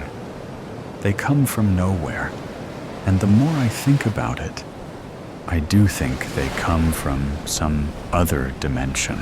They just appear as though they can pass through gaps in space-time that we can't see. Could they be demons? That makes more and more sense to me. Come to snatch our souls away, consume us. The end of days.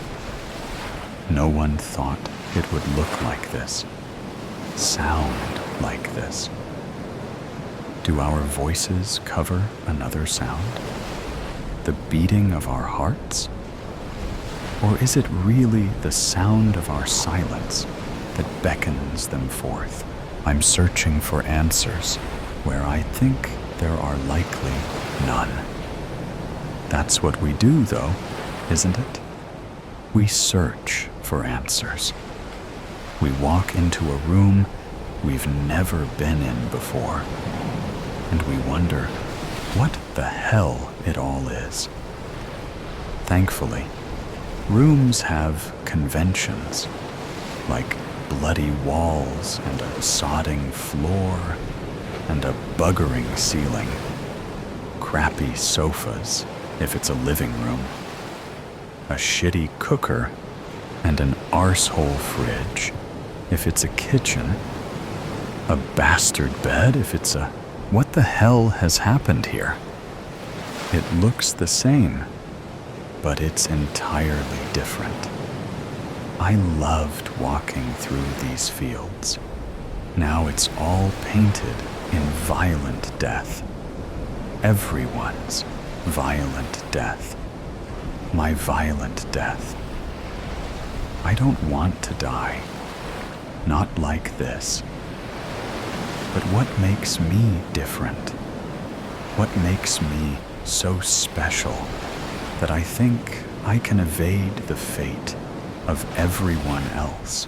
I'd laugh if this wasn't so serious. I don't think I'll ever laugh again. At least it's quick. It seems quick, anyway. Oh, what if they drag you through those invisible gaps? What if the pain goes on beyond what I have seen? Why do my thoughts go there? Think happy thoughts. Why is the bloody happy cupboard bare? I wish we lived by the sea. That would be nice. I wonder whether they can follow you over the water. I hope not. I hope there are places that they can't go. I hope they eventually give up. They won't, though, will they? Would we? Perhaps they're aliens. Or a lab experiment gone wrong. Doesn't matter, though, does it? If my nemesis introduced himself as Norman, shook my hand, and did me the courtesy of telling me what he was, where he came from, and why he and his mates were wreaking violent and bloody murder across the planet, it doesn't change the important bit, does it? I'm not going to smile and tell him that that's all right then. I suppose it would give me the opportunity for a moment of defiance. I could tell Norman, the planet conqueror, to bugger off. You know what? I can do that anyway, can't I?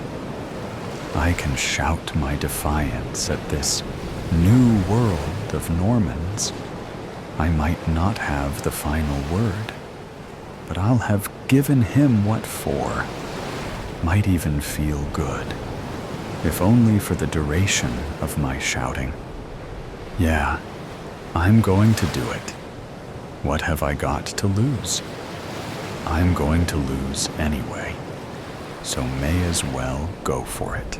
Tell you what, Norman, I'm going to primal scream it.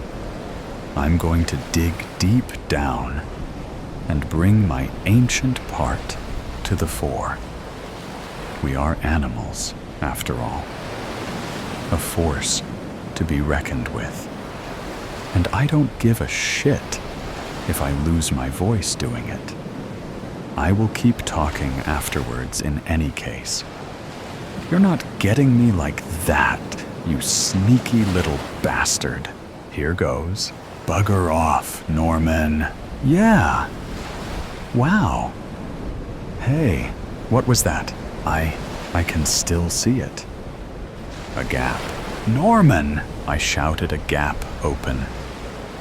That's why you don't like our voices. Our voices are our power. Oh yes, of course they are.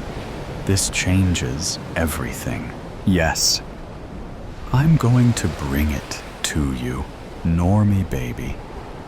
I'm going through that gap of yours, and I'm going to shout your whole house down. What else is there? I can't keep this talk up. You'll get me in the end if I keep running away. But if I bring it to you and shout you down, that might just do it. I'm coming for you, Norm. And we're going to talk it out. Just you and me. Then, when we're done, I'll tell all your friends. I've got hope now, Norman. Hope and a plan. Best of all, I have belief. That makes me dangerous. We're not sheep. We were never sheep. We're not even wolves. We're different, and we're difficult. We're magic, Norman. And my words are a spell you are not going to break. Coming, whether you're ready or not.